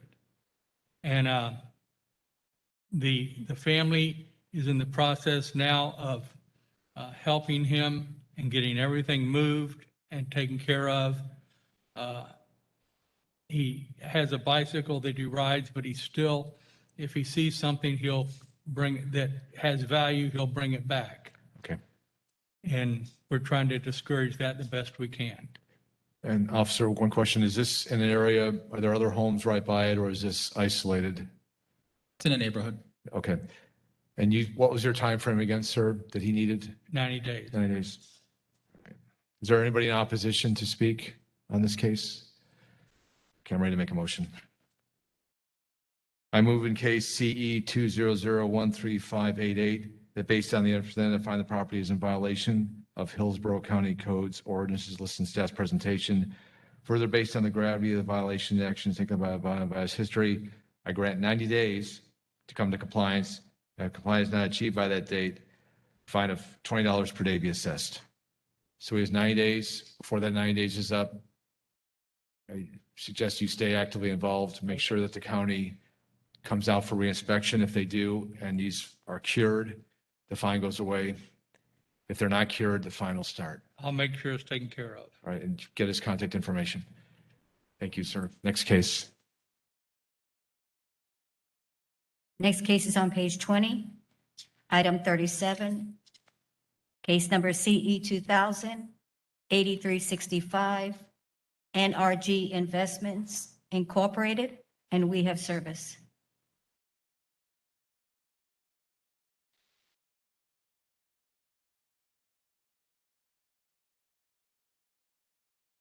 Someone did sign up to speak. They leave.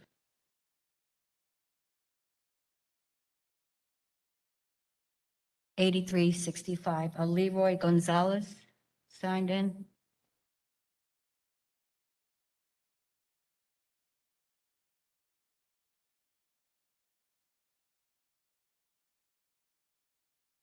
Sir, raise your right hand. Do you swear or affirm that the testimony you're about to give will be the truth, the whole truth, and nothing but the truth? I do. Please state your name and address for the record. Leroy Gonzalez, Jr., 612 Chastain Road, Sefner, Florida. Do you recognize that photo as the property? Nope.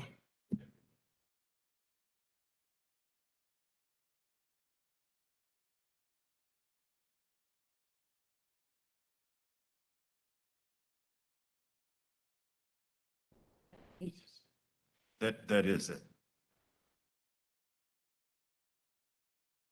He's saying Okay. he doesn't recognize it. Is there another picture? Yeah. It's a vacant lot.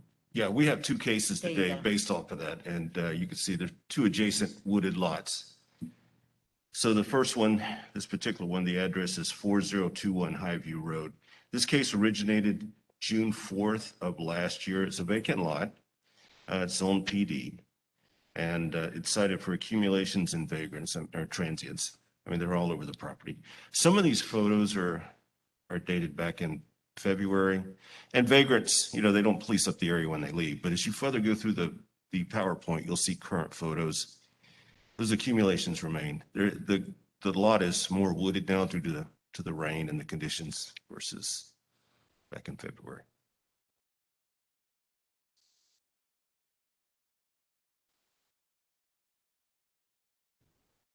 Sir, how long do you think it'll take to clean up the property?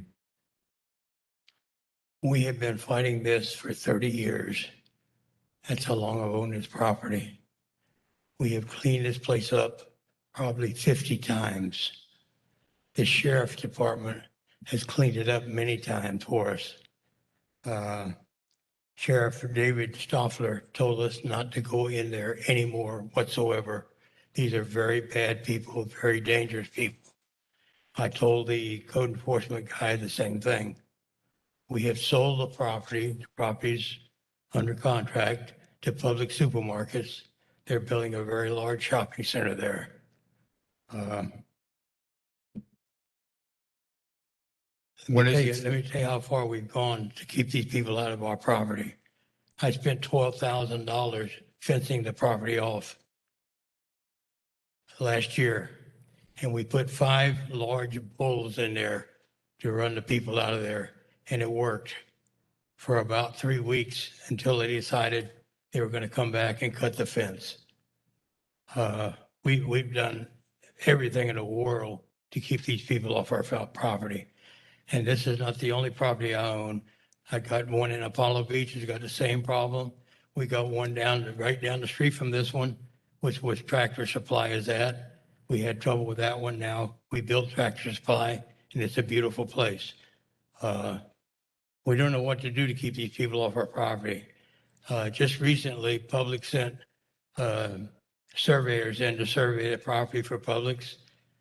They got run out. They called us up and said they weren't going to go back in there until the sheriff comes out there. I called the sheriff. I had 4 deputies come out there with the surveyors. the surveyors went in there and surveyed the property. And when they went to go in there, the woman come running screaming out of there, told us that it was her property, get the hell off of it. And the sheriff arrested her. And they went in there and surveyed the property. I don't know what to tell you. We've done everything in the world. When is it scheduled to transfer ownership? You what? When is it going to close? When is Can't hear public? you. Okay, yeah, there's an echo. When is it going to be sold? So he provided a document back in February that this place was going to be sold in June, but there was no deadline date. There's an agreed upon price. Here's the contract right here. Yeah, so, and I added that to the case file, and this case was originally scheduled in March to go to hearing, but I pulled it from the agenda due to his health. He couldn't attend. So here it is, August, and it hasn't sold. So I explained, we're not pulling it again. The condition remains, it needs to be heard. So I don't know what the deal is with the sale, but there is no final date set that I'm aware of. How much time? Here's a contract, and it's signed, and they put $50,000 in escrow. Virus is holding this whole damn thing up. Okay. They can't get anything done downtown. They can't get permits. That's what this is all about. Okay. It's not about us. All right, sir. I have a question for the officer. How much time do you think we could, because obviously that's a bad situation back there, to clean this up? Well, I don't have any issues when I go in there midday. I mean, if there's some bad people in there, they must leave before I show up. So I've been in there numerous times and I have no issues. And I even spoke to a couple of people. But there is a lot of accumulations. It is going to take some time to clean that up. Like how much time do you? It's going to take at least 90 days. I mean, Okay. it depends on how many people you got working there. Okay, all right. And sir, that's the reason we can't leave this. I understand there's a contract and I understand the issues, but we can't. We're going to have to move on it. I'm prepared to make a motion. I move in case CE 200-08365 that based on the evidence presented, I find the property is in violation of Hillsborough County Codes ordinances listed as presentation.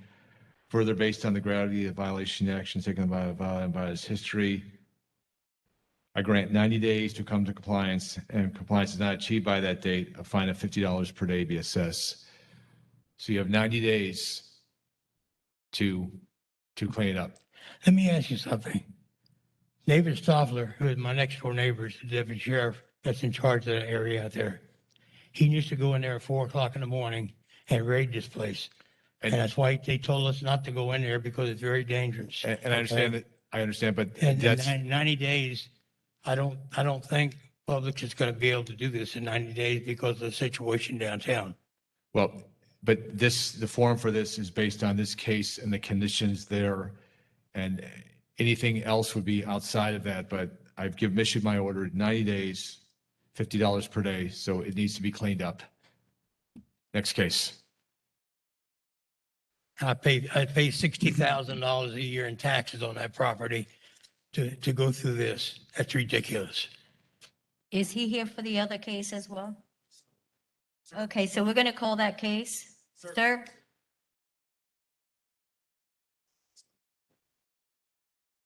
Page 22, item 42, case number CE 2100-2023, NRG Investments Incorporated, and we have service. Again, so just say your name and address for the record. Leroy Gonzalez, Leroy Gonzalez. Officer. Yeah, Charles Harwell, Hillsborough County Code Enforcement. Okay, as you can see, this is the next wooded lot. And once you're on that property, the accumulations are scattered throughout both parcels, and you can't really tell where you're at on where the property line is. So you notice the PowerPoint presentation is going to be exactly the same as the last one.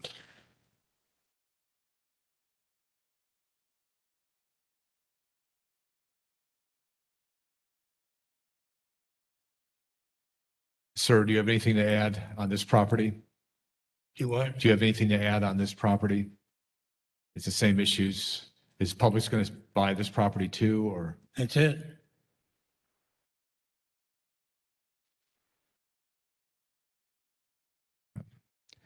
I prefer to make a motion on this one too. I move in case CE 21002023 that based on the evidence presented, find the property is in violation of Hillsborough County Code and staff's presentation. Further, based on the gravity of the violation and actions taken by the violator and violator's history, I grant 90 days to come to compliance. If compliance is not achieved by the date, a fine of $50 per day be assessed. Next case.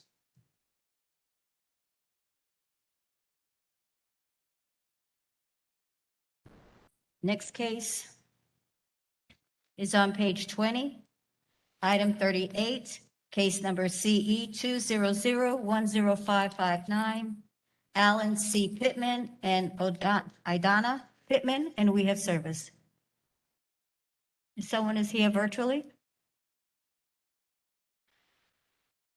Yes. Ms. Pittman, you need to show your camera, start your video.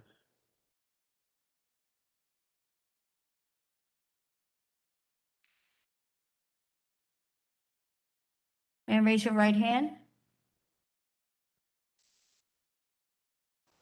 Can you put your hand in front of you know? Do you swear or affirm that the testimony you're about to give will be the truth, the whole truth, and nothing but the truth? Please state your name and address for the record. Idonia Pittman, 1208 Vine Tree Drive, Random. Is she speaking closer to her mic? Can you speak closer into your mic? Idonia Pittman, 1208 Vine Tree Drive, 33510. Thank you. Do you recognize that photo as the property? Yes. Thank you. Good morning, Charles Harwell, Hillsborough County Code Enforcement. This case started July 13th of last year. The occupancy is owner occupied. It's not in foreclosure. Zoning is PD. So the violations cited were inoperable vehicles and overgrowth. The grass has been cut, but then it continues to grow back. But the one constant is that Mercedes there. When the case started at a 2019 registration decal on it, I was just there the other day, it's an expired 20 decal on there. And there was a previous case from 2016 that was scheduled for hearing and it got complied for, it complied after going to hearing for inop vehicles. But and these conditions remain.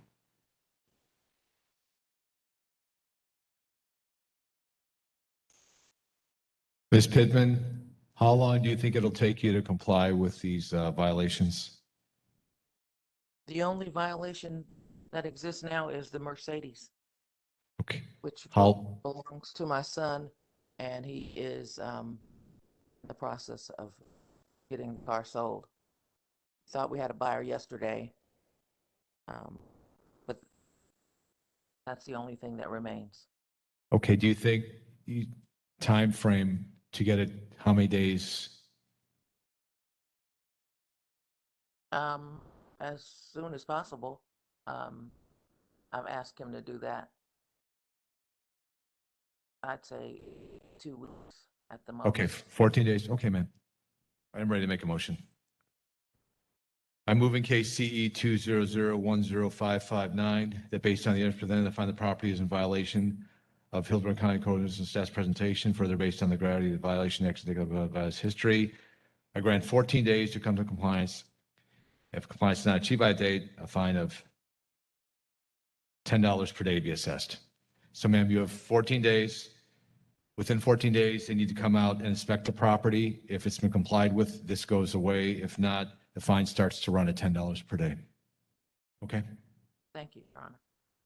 next case.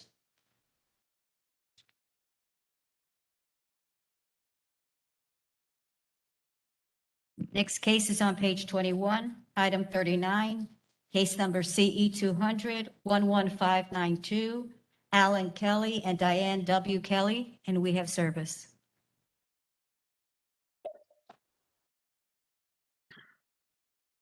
Hello? Ma'am, raise your right hand. Yes, ma'am. My husband's on his Do way you- here. He's on a walker, so Okay, He's 82 and I'm also on it too, but he's All going right, to well- speak. Hold on. Yeah, we can wait. I don't want to rush and get hurt. So. Go ahead. This Walker. Okay. Can you sit in there? Okay.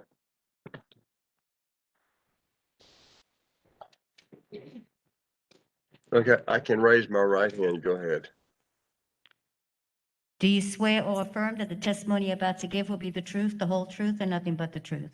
Yes, I do. Please state your name and address for the record. I'm Alan R. Kelly, 29220 South Corley Island Road, Leesburg, Florida, 34748. Will Mrs. Kelly be speaking? No, I'm going to let him go ahead and tell you whatever he needs to tell you. And if Thank you you. need me to, I will. Okay, the officer is going to go first and present the case, sir, and then you'll have a time to respond. Sir, do you recognize that photo as the property? I do. Thank you. Okay, good morning, Charles Harwell, Hillsborough County Code Enforcement. This case originated July 31st of last year, and there was numerous complaints, accumulations, vagrants, fences, in-off vehicles, exterior walls, windows and exterior doors, recreational vehicles, nuisance conditions, and screens.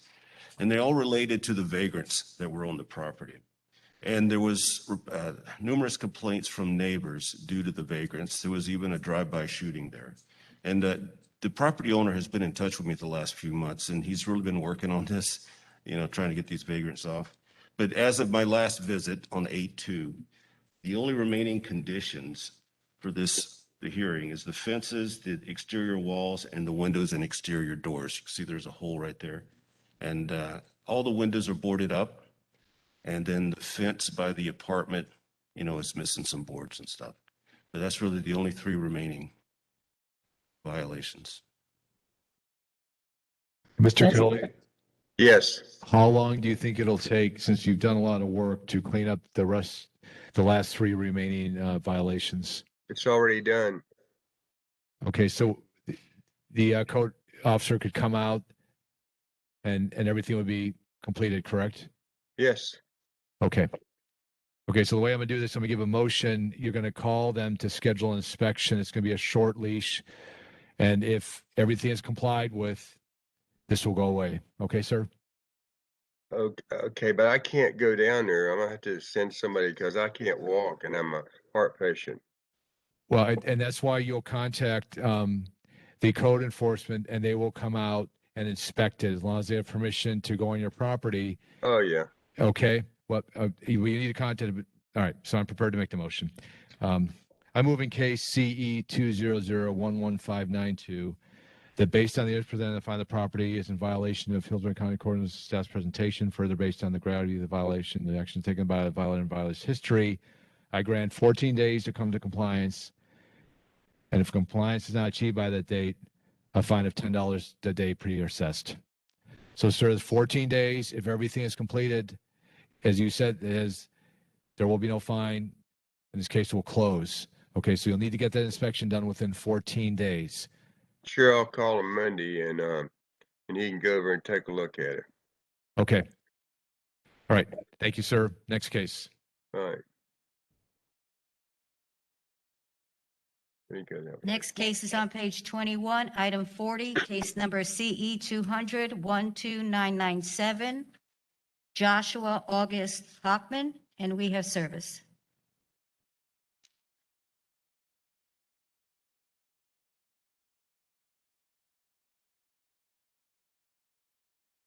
Sir, raise your right hand. Do you swear or affirm that the testimony you're about to give will be the truth, the whole truth, and nothing but the truth? Yes, ma'am. Please state your name and address for the record. Joshua Hockman, address 2204 Lawrence Circle, Brandon, Florida 33510. Do you recognize that photo as the property? Yes, ma'am. Thank you. So it's Charles Harwell, Hillsborough County Code Enforcement.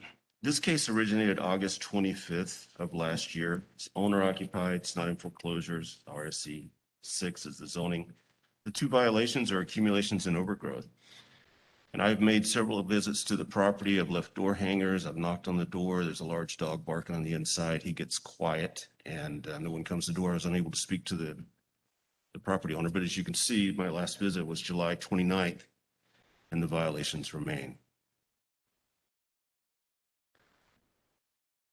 Mr. Harwell, how long do you think it'll take to clean that up? It's already taken care of, sir. We've got photos as of 7:45 or last night. So if the It's gentleman been comes, taken care of. The yard's been mowed. I'm confused as to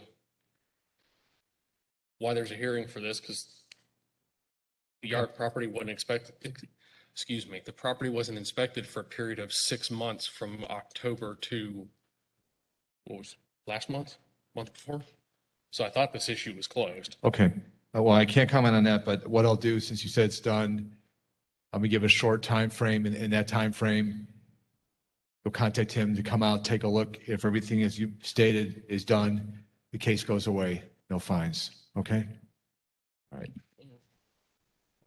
I rule in case CE 200129997 that based on the evidence presented, find the property is in violation of Hillsborough County Code of Assessed presentation. Further, based on the gravity of the violation, action taken on the violator's history, I grant 14 days to come to compliance. And if compliance is not achieved by that date, a fine of $20 per day be assessed. So 14 days.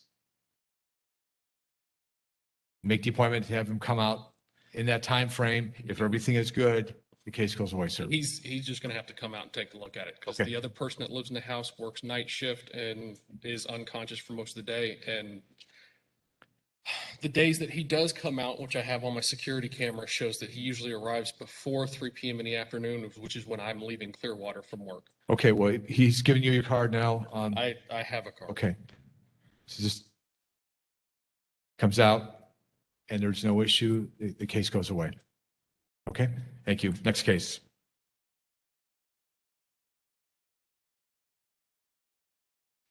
Next case is on page 23. Item 43, case number CE 21008981, Kyle D. Baldwin and April V. Harberts, and we have service. And someone has signed in?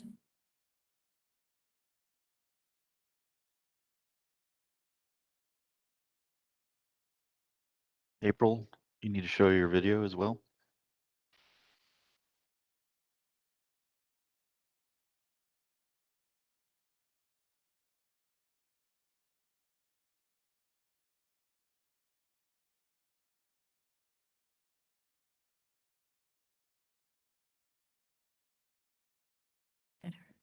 Ma'am, there. raise your right hand. Do you swear or affirm that the testimony you're about to give will be the truth, the whole truth, and nothing but the truth?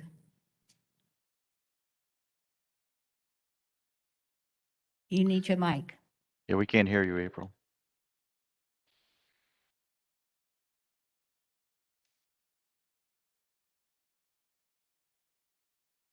You hear me now? Yes. Okay. Please state your name and address for the record. April Harberts, and my address is 2510 Linden Tree Street in Sefner, Florida, 33584. Thank you. Do you recognize that photo as the property? Yes, I do. Thank you. Officer, Hey, go ahead. Charles Harwell, Hillsborough County Code Enforcement. This case originated June 25th with Officer Rowan. It's owner occupied, it's not in foreclosure, RSC 6 zoning. And the cited violations were vehicle repairs in residential districts, accumulations, outside open storage. There is one previous case back in April 8th of this year for vehicle repairs, same violation, and it was complied. And so we, with 2 months later, we got the same complaint, and that's why it's at hearing. So my last visit, as you can see when you're the photos, the accumulations remain between that trailer and the home. I spoke to the property owner a day or two ago and explained what I observed. Didn't appear to be any repairs taking place at this time. But I mean, we had one other case that was complied, and then we're back out 2 months later.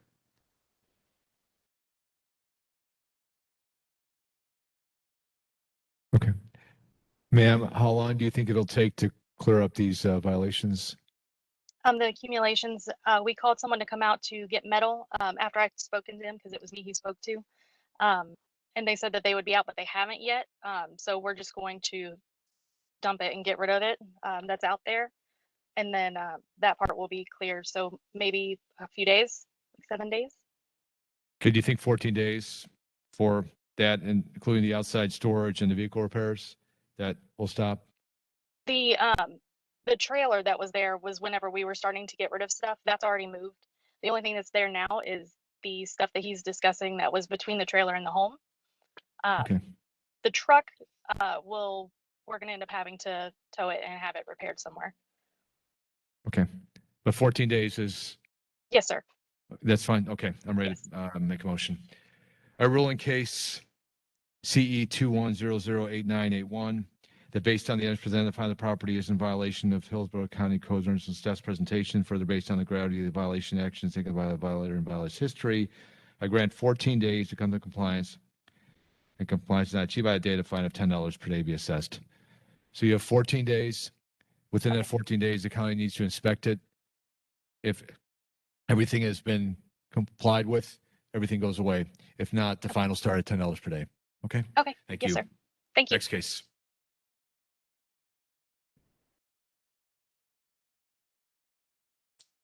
That concludes everybody that's in the audience. There is a script for you to read.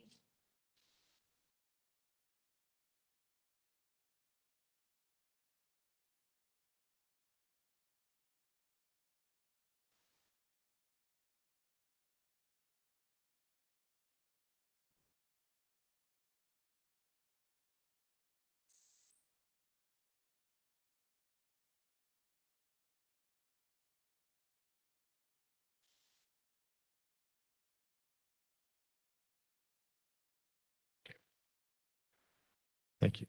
Seeing that no one is present in the audience for the remaining cases on the agenda, I will now review the case materials previously provided by county staff. And if I find that the property is in violation of Hillsborough County Code of Ordinance and staff's presentation, my ruling in each case will be based on the evidence presented on the gravity of the violation, the actions taken by the violator's history, and determining the amount of the fine that I will be assessed. Okay, page 1 of your agenda, item 1, case number CE 2004-118. This case complied as of August 12th.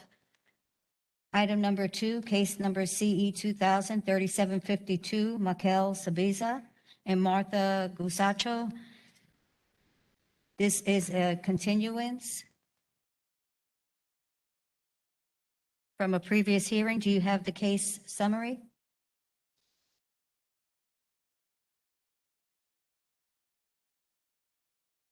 And Yes. no one is present. Thank you.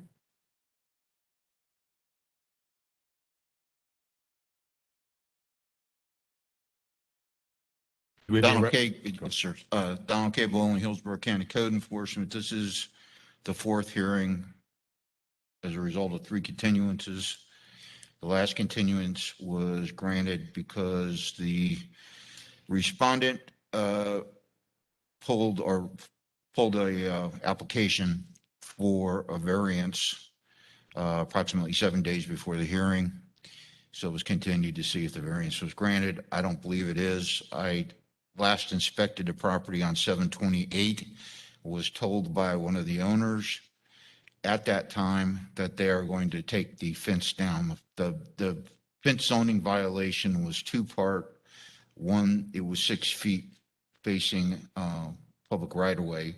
The second part was improper materials. That's roofing that they put up for the fence. In addition to this, another case has been initiated by me for what's inside the fence, zoning violations, accumulations, commercial vehicles, et cetera. This was supposed to be a residence being built, and the fence was supposed to protect the residents. In fact, was going to be used or intended to be used to store commercial vehicles and construction equipment and materials in a residential area. And that's what the other case will be. I don't know why the respondents aren't here. So it looks like that's an intersection, correct? That's Yes, it's improper fencing materials. They did cut part of the fence down to 4 feet, because technically, according to the zoning, you can have 2 backyards when you're on a corner lot, but you still have to have at least one part of the fence that faces the right of way cut to 4 feet. And they did do that. But the second part was developmental services ruled that that's improper fencing material and they would require a variance or a non-conditional or non-conforming use permit in order to put that up. They applied for one or the other. It hasn't been approved to my knowledge. I don't know why they're not here. Is there a way to find out if that's been approved or we're just? Well, I looked in Acela and that's the new record. And it just said pending. How long does it usually take for those? To what, take the fence down? Now, they were telling me that they were going to take the fence down on 7/28. I'm sorry, on 7/6, I believe. No, 7/28 was when I was last there. Okay. They said they were going to take the fence down and put proper fencing material up, but they said a lot of things. Okay. All right. I'm ready to make a move on this. I grant 14 days to come to compliance, and compliance not achieved by that date, of a fine of $100 per day be assessed. Next case. What was that ruling again? 14? 14 days and $100 per day.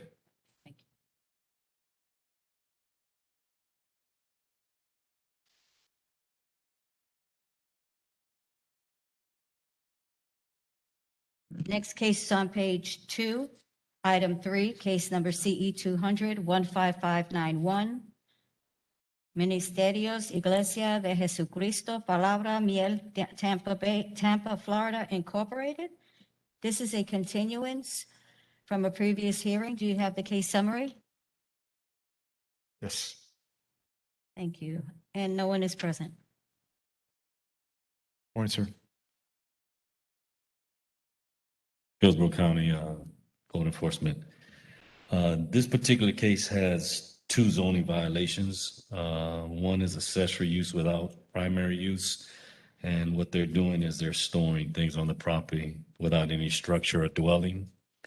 The second zoning violation is fence zoning. Their gate is 6 feet high. If they want that gate to stay there, they need to lower the height to 4 feet. If they want a 6 foot gate, they have to push that gate back 50 feet from the property line. Okay.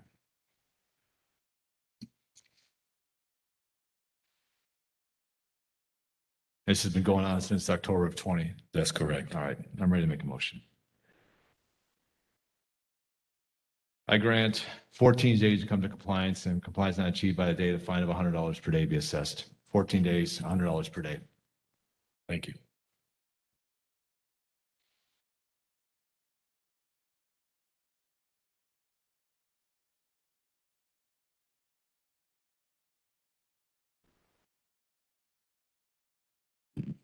Page 4, item 7, case number CE 200-14029. This case complied on August 11th. Page 5, item 9, case number CE 21000-375. Ismar Cudina Silva and Daenerys Valdez Leon. We have service and no one is present. And this is a repeat violator case.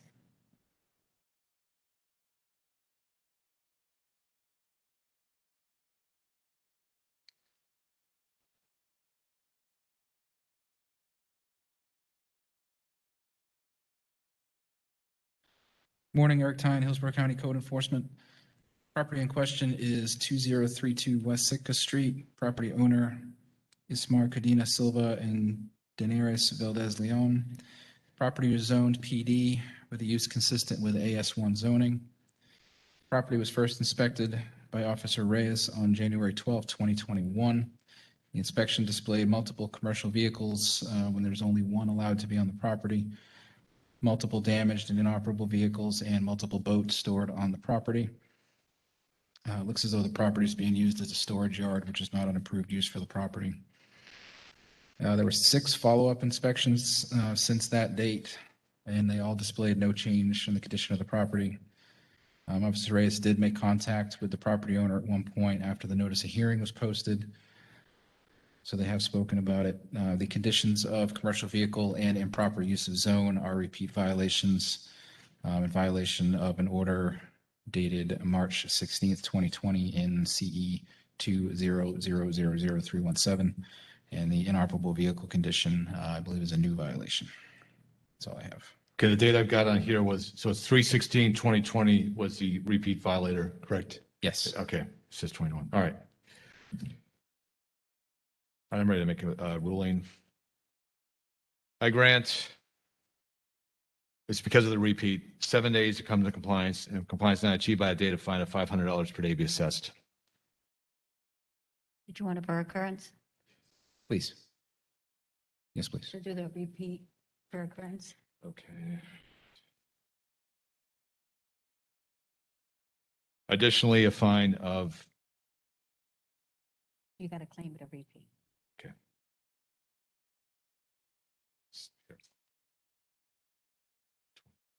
Say that. Okay. Okay. I rule the property is again in violation of Hillsborough County Court's staff's presentation due to the previous order dated 3/16/2020. This constitutes a repeat violation as defined in the Florida statutes. Further, I grant 7 days to come to compliance, and compliance is needed achieved by the date, a fine of $500 per day be assessed. Additionally, a fine of $500 per day per day per occurrence be imposed for any repeat violations after compliance is achieved. Thank you. Page 6, item 11, case number CE 2000-9484, Home Foreclosure Defense LLC. We have service and no one is present.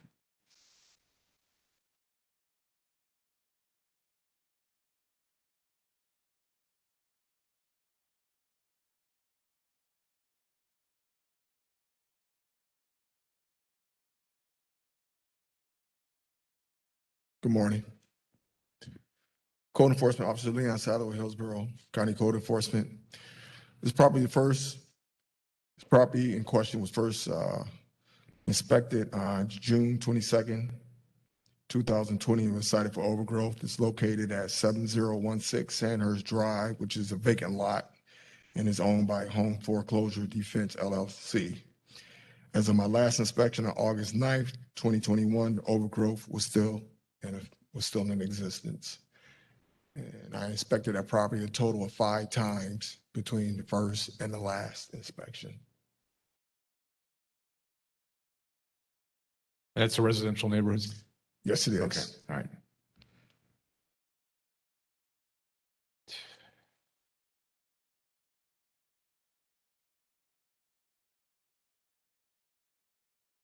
Seven days to come to compliance, and compliance not achieved by the date, a fine of $200 per day be assessed.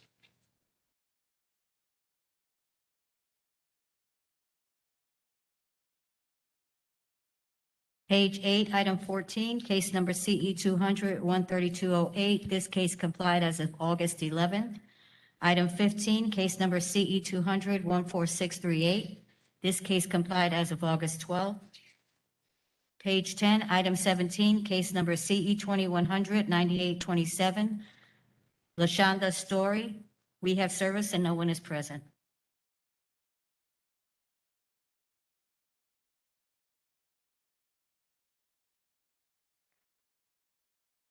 It's Charles Harwell, Hillsborough County Code Enforcement. This case originated July 13th of this year.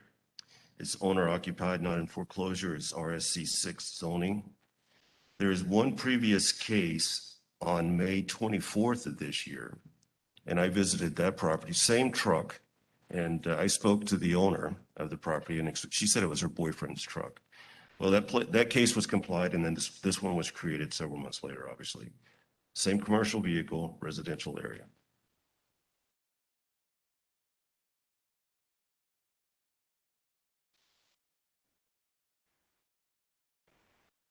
I grant 7 days to come to compliance, and compliance not achieved by that date, a fine of $200 per day be assessed.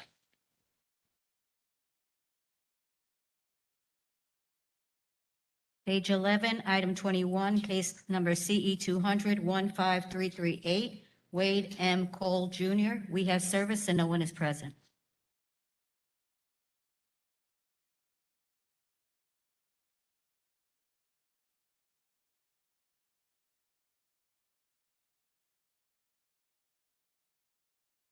Morning.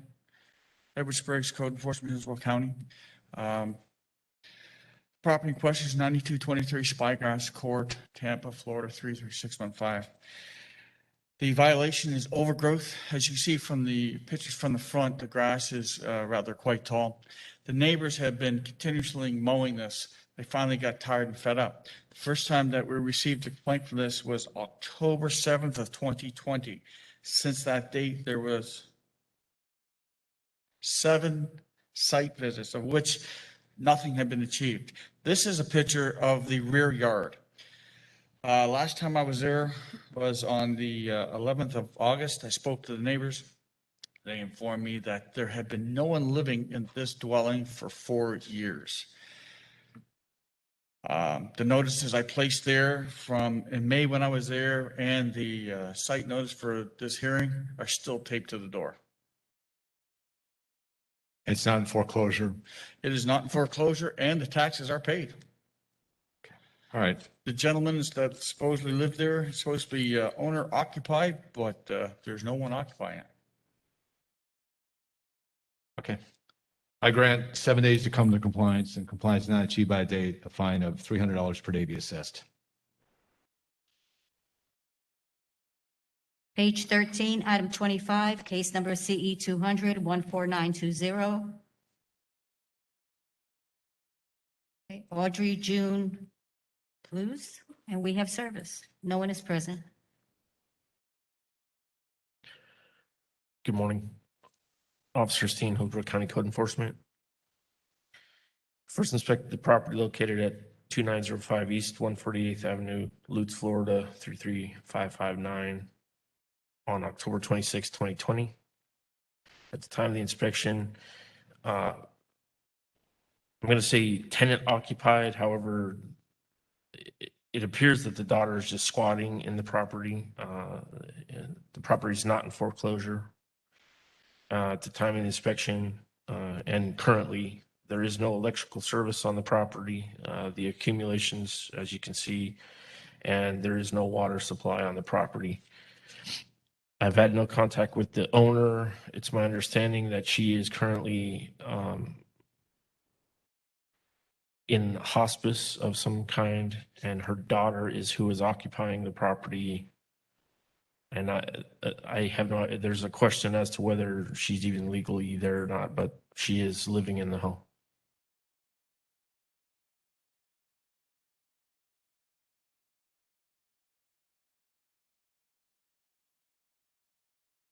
The person did get the notice. Yes, actually, when I posted the notice you see in the photo, she was home and she came out the door and I explained to her what was going on. She's the one that, so over the almost a year now that this has been going on, she will periodically clean up this area, and then in a few days later, all that stuff is back out there. The first time that I inspected and tried to get a consent letter signed to inspect, she was incapacitated. She was, I had to call the sheriff's department and the fire department because she was unresponsive. She declined medical treatment. The deputies were able to get her up and moving around, but it was, she was not legally responsible to sign paperwork at the time. Okay.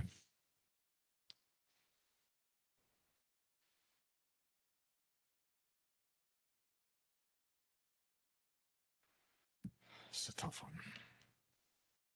That's in the neighborhood. And someone's living there without electrical or water, so there's. Yeah, she other did issues. also have I apologize. She also there's a generator that was running. That's the nuisance charge on the property. I don't have a photo of it, but a couple of times inspecting, heard it running. But as you can see in the picture, the TCO pulled the box out. There's no, yeah.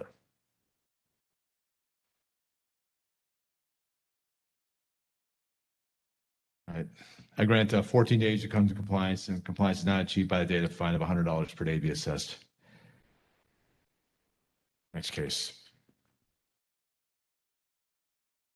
Page 14, item 26, case number CE 200-15213, David F. Burke Jr. We have service and no one is present.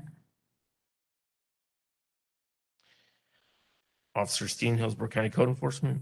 First inspected the property located at 14905 North 138th Street, Lutz, Florida, 33549 on October 16th, 2020. Time of the inspection, the property is owner occupied, not in foreclosure. Following violations, overgrowth, roofs and parts thereof, stairs, porches, and appurtenances. I've had no contact with the property owner. The property is fenced and marked no trespassing. I have attempted to make contact, but when I show up, somebody comes out and closes the gate, so I can't come in. They go back in the house. And the property still remains in this condition. So somebody's living there and taxes are all paid up? As far as I'm aware, yes, sir. Okay. And there's definitely, yes, people living in the home. There's a family living. Okay, I grant 14 days to come to compliance, and compliance is not achieved by a date, a fine of $100 per day be assessed.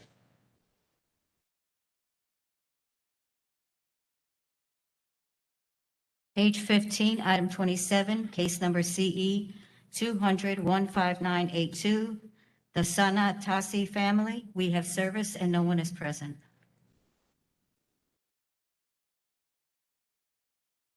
Officer Steen, Hillsborough County Code Enforcement. First inspected this property located at 14706 North 30th Street, Lutz, Florida, 33559 on October 21st, 2020. At the time of the inspection, the property was tenant occupied, not foreclosure. And the following violations were noted: accumulations, handrails, exterior light fixtures, electrical wiring, connection to drainage systems, roofs and parts thereof, stairs, porches, and appurtenances, windows and exterior doors, interior floors and walls, ceilings, interior surfaces, and structural members. I have not had any contact with the property owner. The property owner contacted another officer that was not involved with the case, but would not speak with me. I attempted to contact recently with Manager George has a number. We called, the number is no longer valid. The property is now up for sale. It's been painted, as you can see. In particular, the roofs and parts thereof charge. If you scroll back to those that charge, you'll see that the repairs were not made to the rotten wood and fascia board. It was just painted over, and you can see it clearly in the photos. All the windows are either screwed and they've got caulking and they don't open, or they don't operate properly. The flooring in this entire house is spongy. It's overly flexible. When you walk on the floor, it'll make gaps between the walls and the floor, and you can see daylight outside. The roof, all the drywall in the entire mobile home is soft to the touch. At the time that I inspected it, I haven't been able to do a recent interior inspection because the tenants are now gone. There's visible organic growth in several areas. The studs in these photos, where they're visible, they don't seem to be connected to the bottom or the top. They will wiggle freely inside the wall. The bathrooms, the washing machine, the sinks, all drain straight out under the mobile home when you can actually see daylight through the drains where the tubs are, and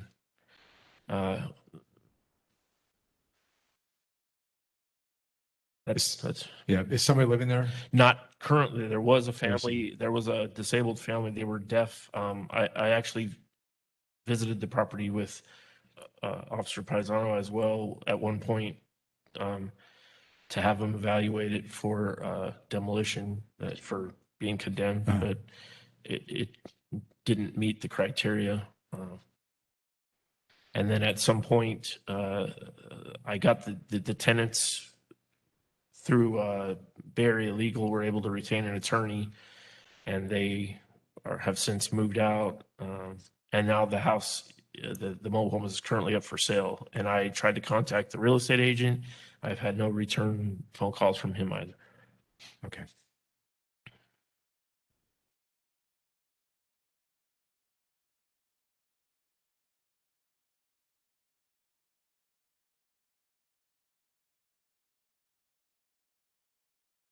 And I'm basing this on the fact that this looks like everything is gone and demolition would be the only way, but that takes time. Well,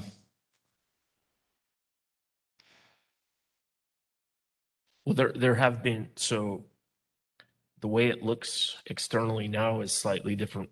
So the stairs are new, but they didn't put the railing on them. Okay. On the backside where you see the porch, there was a sliding glass door there that didn't even close or fit in the frame, but now it's got a panel over it.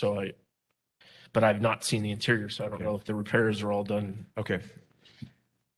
All right, I grant 14 days to come to compliance, and compliance not achieved by a day, the fine of $200 per day be assessed.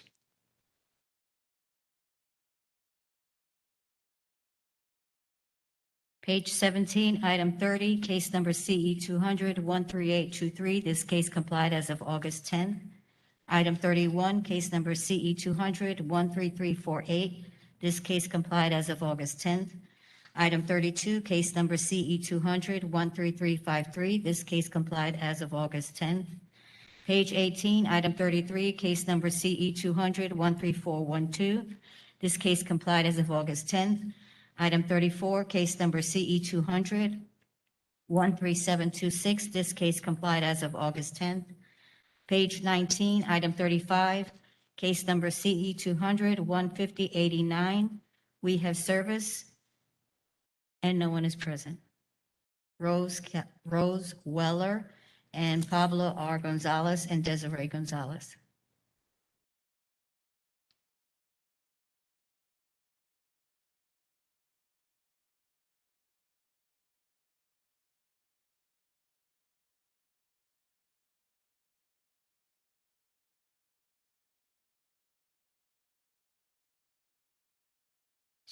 Is there somebody living there? Yes, property in question is 11008 Honey Hill Drive, Tampa, Florida. Property is first inspected on 10/6/2020, cited for roofs and parts thereof, exterior walls, general standards. All violations still remain. Is the owner living Excuse there? me, Or is may I it have tenant? code So enforcement officer identify, please? There is a, Wait a minute. Excuse me? I didn't hear the name of the code enforcement officer. Can he identify himself, please? State your name. Me? Yes. Chris Bishop, Hillsborough County Code Enforcement. Thank you.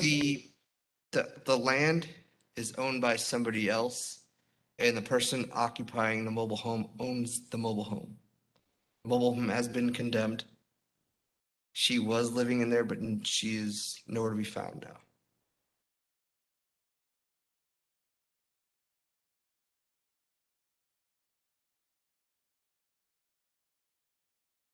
Sorry. It's Carmine Pisano. I condemned the property. There were dogs left behind at one time, but they were being cared for. But I have visited the property. I don't have the date recently. I had been in contact with the owner, who was in a rehab center because she has her legs amputated from a disease. The mobile home is hers, but it is because it sits on the property, it is not, it is a mobile home by definition, and it becomes the property owner's responsibility for the removal of it now. I tried to get the mobile homeowner to take care of it, but she doesn't answer the phone anymore. There is a question about her existence. And I had a number for a friend associate, but she doesn't answer the phone or return phone calls and messages left. So the Pablo Gonzalez and Desiree Gonzalez are the property owners. So and so it becomes their responsibility to resolve the issue. When are they going to be out of the hospital health? She's supposed to be there permanently. Yeah, From everybody she spoke won't, to. this is not, and because it's condemned, obviously from the photos, you can see it's not something she's going to return to live in. So this is Rose Weller. Is she going to be part of this order? Or are we just citing the property owners? At this point, we're just citing the property owner. Thank you. So if you would state when you make your ruling that we're removing Rose Keller from this order? Okay.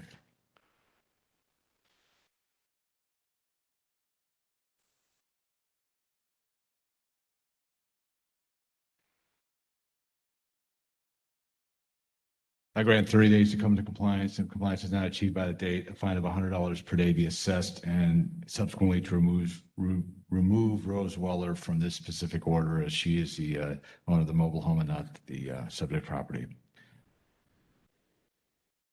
Next case is item 36 on page 19, case number CE 2000, no, not 2000, CE 200000573.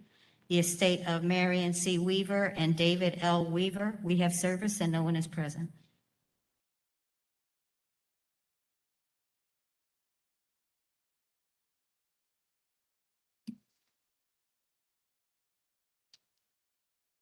Good afternoon, Charles Harwell, Hillsborough County Code Enforcement. This case originated in January 14th of 2020. It deals with that large boat, that 27-foot boat that's continually left in the front yard. I just visited the property, as you can see on the 2nd, where he has moved the vehicle. But we had a case in 2017 for this boat, 2018 for the boat, and 2019. It's an ongoing issue. He's not just putting it in the front yard for 24 hours to load and unload. He's leaving it there for weeks and months, and the neighbors are complaining.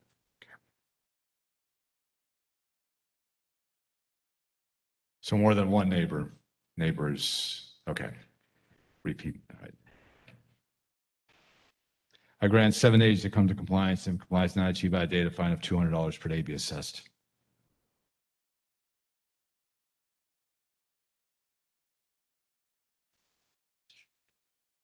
Page 22, item 41, case number CE 200-13244, Katrina M. Hooks Barton. We have service and no one is present.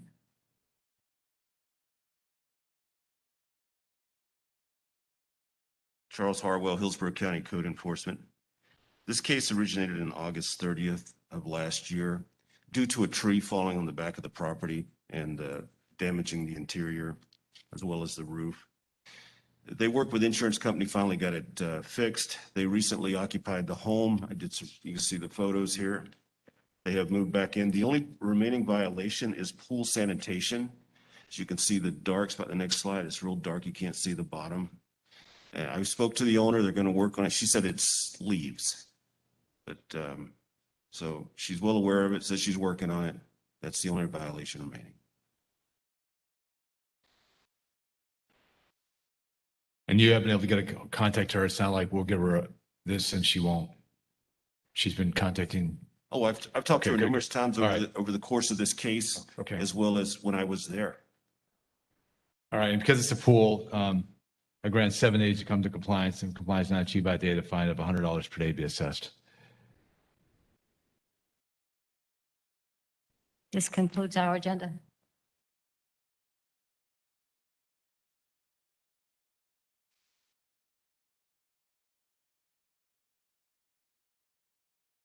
To adjourn. I adjourn. Sorry.